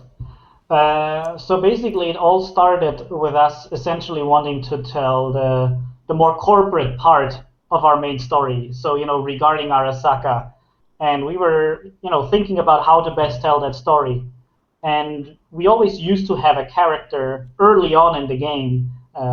Who used to be called Ayumi Gozen, and she actually was a villain. But then we actually tried to move this character into this new corporate storyline because we essentially said we want to show a more human side of Arasaka, and kind of, Arasaka and people within Arasaka don't think they're, being villains. Arasaka is doing terrible stuff, but there's, tens of thousands of people around the world working for them. So we kind of then, change this character where we essentially, we know a few characters within Arasaka. So, we know Saburo, we know Yorinobu, and I kind of wanted to use a character that was very close to Saburo. And Saburo is a very, old school kind of guy with very old school values. So we wanted to have someone who basically lives by these values. Someone who can basically, in his own head, say that whatever Arasaka does is morally right.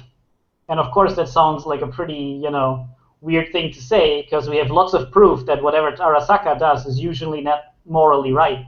So Takemura kind of started to exist as a character when we thought about all the things that happen in his life that essentially explain why, in his mind, whatever Takemura does is good for humanity. And this is truly what Takemura believes. So, there's a lot of backstory for him that, we haven't told. But, all of it informs his character. And especially there is this roof scene when you're at the Arasaka Industrial Park where you can kind of get a little glimpse into Takemura. Because, of course, V, grew up in Night City or as a nomad, maybe as a corporate or person on the streets. But she doesn't feel about Arasaka the way Takemura does. Even as a corporate, Arasaka is a job for her. We don't really think that V, ever believed in Arasaka as a whole thing. So basically, Takemura was supposed to be different. And then, once we had him as this kind of vessel for, someone who believes in honor and like these old values of Arasaka, we also just tried to make him human. And, gave him little, cutie things, so like, his belief in good food, or, the way that he's not very good with technology. But overall, we just wanted to see that this is a person who genuinely believes that what they're doing is right, even, in the environment of Arasaka, and be very genuine about it. So, he's not cynical like, someone like me would be. And of course, I would never say that Takemura is necessarily right, but I would genuinely believe that he thinks what he's doing is, good, to say it purely. And Takemura also, he starts to really care, and he actually starts to think. And I would actually say, because I saw that question a lot getting brought up, if Takemura ever really cares about V. And I would definitely say so. So, Takemura changes over the course of the game. V actually makes him ask some questions in his mind. And, whether that makes a big change in his mind, that might be up to your interpretation. Because, of course, Takemura has lived this life for a very long time. But definitely Takemura actually takes V seriously. And, I would say he cares about V. Yeah, exactly.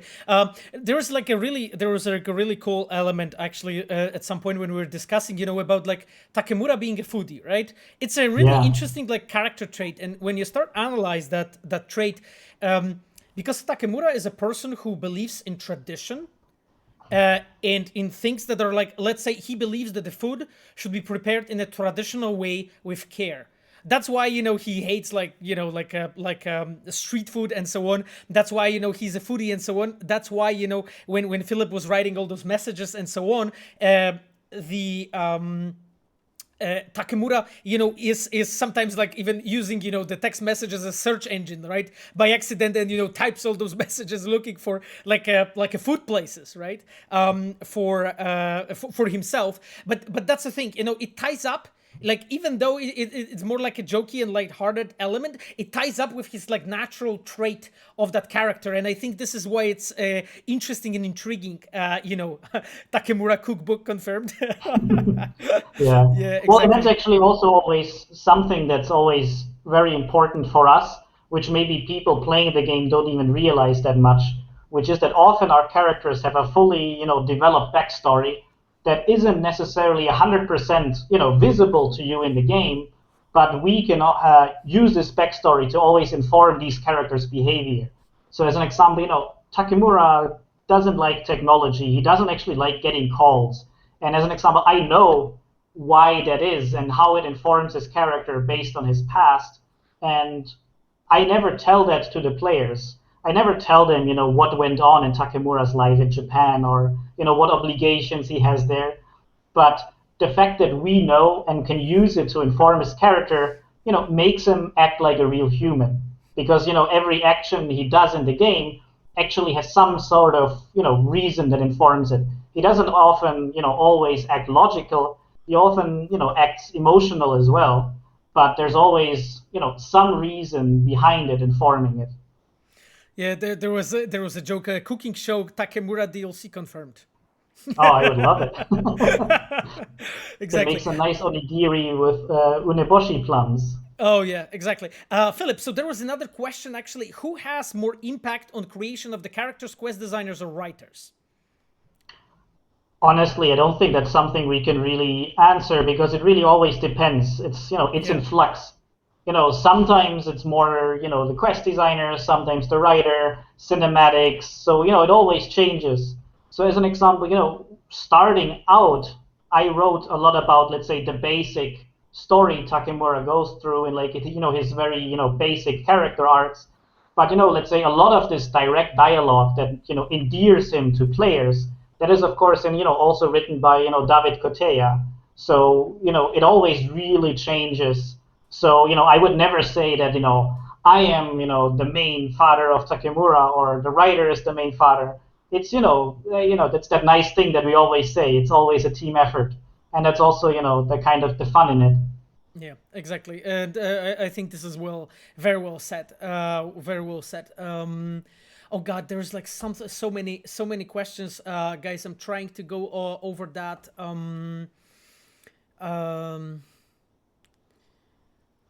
Oh God. I'm just looking at like anything that is not a book long question. There is a question why Yorinobu Arasaka is not looking for the relic if he wanted to sell it for the big money. Why do you guys think? To be perfectly honest, I think that's because he has other problems right now. He's CEO of Arasaka right now, trying to hide the murder of a certain someone. So I think, honestly, the relic at this point is pretty much some of the least of his concerns. But, the fact of, the quest we just played with those 3 assassins coming after Takemura, it still shows that Yorinobu wants to clean his tracks. So, it's still on his mind. But also, suddenly, a lot of other stuff is on his mind. Because I would say, and I think, Paweł, you can talk about it maybe as well, that bad action that Yorinobu takes, with Saburo, that's not a calculated move. That is a very emotional move. Exactly. Like, Yorinobu didn't plan anything like that. Just the fact, however this situation came to be, however Saburo acts at that moment is what makes Yorinobu do what he does at that moment. So, he's not prepared to now take over Arasaka. So a lot of what he does throughout the game is just, essentially trying not to drown. Yeah, okay then. I don't have really much more to add to what Philip said because he answered it perfectly. So let's move on. Actually, there's an interesting question also to you, Philip. Like I will use the occasion that you're here and ask you all the Takemura questions. So there's actually another one. Why did Takemura's eyes change after last patch? Because I saw like some players actually observed that. And of course it happened, and I also saw that question posted a few times. So Philip, what are your thoughts? So basically, Takemura was supposed to have very specific cyber eyes that are very unique to him, because of course as the bodyguard of Saburo Arasaka, he is his own very custom, unique Arasaka cyberware. And even though it's being, turned off, it still exists. So we also wanted to show that with details like his eyes. Problem was something didn't work out with, time-wise with these eyes. So at release, the kind of eyes that Takemura had were actually the same eyes that Hanako Arasaka has. But of course, we kind of still wanted to show that, they're very different. Hanako, isn't using combat cyberware. Hanako's eye cyberware would probably be more connected to net running, because if you know Cyberpunk 2020, Hanako is actually quite good at net running. She's actually one of the best in the world. Exactly. So that was actually why we also wanted to make Takemura's eyes more unique, to actually show this difference, that he doesn't have the same cyberware that Hanako Arasaka would have. Yeah, I see the chat reacting in a way that people are literally typing the same thing as you're saying, Philip. So I think we have an understanding here. Why it has changed and so on. I also personally think it's just simply better now. So it's also really cool. It's just one of this, I would say, quality changes that we have done. Okay, then there's just so much more, but maybe another one actually for you, Philip, if you would be able to tell us something. So will you learn more about Odo and Goro's relationship as a master apprentice? So yeah, are you able to tell us something, maybe exactly, from the design point of view? So basically, of course, I can't, give any spoilers or any news, whatever we want to do in the future. But what I can say is that we do have this backstory, because this is one of these important parts that we do write when creating our characters. So Oda and Takemura's relationship actually, in the background was very important, because we wanted to show them as master and pupil, but also that they're very different from each other. And I think we just try to show that with a few, very few actions and moves that these characters do. So one of my favorite lines that David actually wrote is that Oda asks Takemura once at the beginning of a meeting if, because Takemura proposes all of these crazy ideas to Oda, what Oda thinks is crazy about Yorinobu killing Saburo. And then Oda just asks Takemura, so, if it was you in my stead, and, Oda was telling that to Takemura, what would Takemura do? And Takemura basically says, I would deliver your head to Yorinobu. And, Takemura, we do write him as, he is a likable guy in some way, but that line also shows that, Takemura was the bodyguard of Saburo Arasaka, and that brings certain things with it. And Oda, who's, in that case, kind of our antagonist, the guy who doesn't believe us, is shown as, in this case, quite a bit nicer, because Oda doesn't do that. Oda essentially, respects Takemura, because, he was his master, and this loyalty enough to let them go, and not to call Arasaka. And, if you know Takemura and the kind of life he lives and the kind of values he had, Oda letting us go is a really big move. It's not a thing he would usually do. So, there's lots of, let's say, love and, relationship between Oda and Takemura. Exactly. Yeah, there are even comments on the chat exactly about that topic exactly. Philip, another question though. It's an interesting one. Also, like to me, would you like to work on the sequel for Cyberpunk 2077? Oh, always. How would you answer this? So many ideas. Yeah. I can finally do the Takemura cooking quest. Exactly. I mean, me personally, yes, I would love to be honest, like if that's an answer. We're of course not talking about our future plans and so on, because as you know we are working on the patches for the game as we have shown to you guys on the roadmap, so exactly kind of what is coming, and as soon as we will be able to tell you what is exactly coming and when, we will.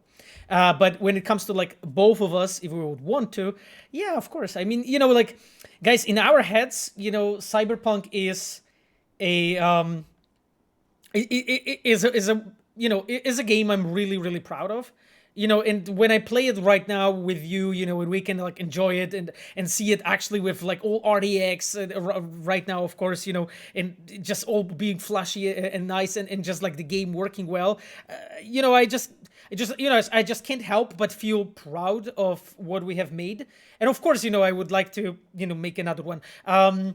I know I'm giving a lengthy answer, but I'll just make a really small anecdote here. Like, look at the, on one of the past streams I mentioned, like, like it took us, 3 Witchers to make Witcher 3, right? And this is the first Cyberpunk game that we have made, right? And I don't know what future brings, right? There can be like various different projects that we work on and so on, and I'm not speaking about anything here. But what I'm trying to say is like, Witcher 1 was also like a game that, at that time, CD Projekt has been working on, like a very small group of people and so on, to like pull it off, to make it the best possible. It was the first game in the franchise, and naturally when you work on the next ones, they're becoming better. So when you're asking me if I would want to work on the next Cyberpunk, my initial like thought and feeling is of course, because I know that we would make it even better, right? Because we have all this experience and so on. So it's just like, it's basically you asking me, hey Paweł, would you want to like make the game that's even better than Cyberpunk, in the same world lore? And I would say, of course I would like to. I guess that's the answer. Yeah, it was very well said. Okay then, but like guys, what future brings, and what are the games that we will be working on? It's a separate topic entirely, right? Me and Philip, we're answering your question theoretically, like we would want to work on the next game like this. So please treat it like this, okay? Technical issues are annoying, but otherwise love the game. Thank you for this comment. I hope that technical issues will become less and less and less visible after all the patches and work that we are doing, that work we have done and we are doing right now. There's a question. What's the motivation behind the meditation quest? It's the one that Dominika Kuczyńska did, right? I think so. Yeah, exactly. Like the motivation there, I can just answer very briefly here, because like we're slowly getting to the end of the time, and I can still get to the question for Philip. But a really brief answer would be like, we wanted to present the game with like different shades and present different topics, and like the meditation thing was one of them. You know, we wanted basically to present to you and talk to you about let's say the spiritual life in Cyberpunk. How it is, you know, like what people think about that and how you can experience it and so on. And we know that quest has been a bit, how to say it, it's a bit atypical. It's a bit different than other quests that you're doing. This is not like what you're actually doing there as a player actively too much. You're really like more experiencing something with somebody else narrating to you. But that was like sort of our intention, right? To just like give you something else and make you think about like, okay, so this is actually how that, let's say, facet of life, how that sphere of life works and looks like in Night City in Cyberpunk 2077. There's a question. Yeah, seeing a spiritually in Cyberpunk world is really cool. I'm glad you like it, TheSphereHunter. Okay, there is a question. Just wondering, how is designer dev artist ratio in the studio? Do you want to take this one, Philip? Honestly, I wouldn't really know. I do think there's definitely more artists than designers, but I don't know what the ratio would be. Yeah, I think probably 3-1 or something around these lines. Because like the designers, when we look at the designers, we're talking quest designers, open world designers, writers that also qualify as designers, obviously. And then you have encounter designers, the cinematic designers. I'm not sure if I mentioned them already. And then you have gameplay designers, obviously. Then you have UI designers, you know. And those all are design works. But then our art departments are gigantic. So I think I think it will be 3-1. That's my wild guess when I'm just looking at the scope and the size of the teams. But I really don't have that number like you know, recounted. So you can't really count it like exactly, but definitely we have way more artists than designers in the studio, just also because how big the Cyberpunk game is. And like, let's say when you're making like a design of, let's say, how the cars act is a separate topic than really making all like I don't know, 79 variations I think we have of the cars in the game. So it's just like a different, I would say, type of a task, you know, that you have to face. Guys, we are 2 minutes to finish, and you know, I promised Philip to wrap it up at time, so I won't want to like prolong it much more. There's a question from Ayano. How you guys are so amazing. Well, it's a good question. Thank you, Ayano. You're amazing too. Okay then, guys, I think I will be wrapping this up because we deem answers. I think we are really like, we have 2 minutes left, and I wanted just to mention a few things. So first of all, thank you, Philip, for being here. It was incredible that you have been here, all the Takemura information you have gave us, and also, you know, the fact that you could play the game for us. Yeah, you know, well, it was actually really fun that you could do that. Now I also thank you so much that I got to be here.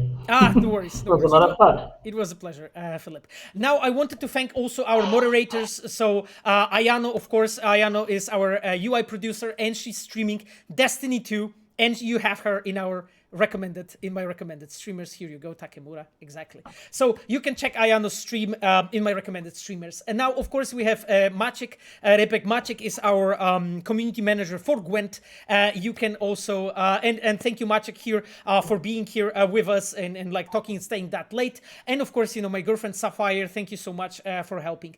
Aside from that, of course, we have our amazing Reds. There's actually more people than before. There's also Arashi, our gameplay designer. In the VIP section. So we have Arashi, we have Chivok. Chivok is our community specialist person who makes sure that everything that you guys mention is basically taken into account, that we know about all the problems that you are having, and he's very helpful. We have Michał Brzeźniak, of course, our cinematic designer that you know very well. We have Stealth Spell is Despina. Despina is a quest designer in my team. We have played Despina's quest today. We have, of course, Miles. Miles is our senior level designer. Miles was my guest last week, talking to us about various level design and art related topics. You can check that stream also on YouTube. And we have Ero. Ero is our quest designer. We have played one of his cyberpsychos today with a shootout on the highway and so on, the psycho with the gun.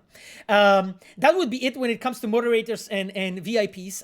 Now, guys, I wanted to mention to you that all the past streams are on YouTube, time-stamped. I'm doing this very diligently. I'm trying to do it as fast as I can. So like next day or day after, everything is there with like nice timestamps and so on, with like links to the show socials of my guests, of course. Now, going back to my guests, you can follow Philip on Twitter.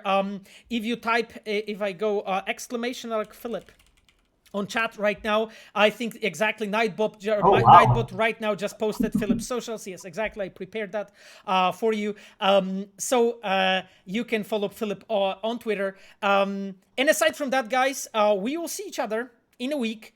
Same time, 8 p.m. CST here. We'll keep on playing, and I'll keep on improving this stream. I'll do my best. This time around, we have added icons, we have added the channel points, we have an amazing guest. I will do my best to make this stream enjoyable for you as well. Thank you so much. It was fun having you here, and I will right now leave you with some music for a few minutes. See you and have a wonderful rest of the day. Bye bye. Thank you. Goodbye.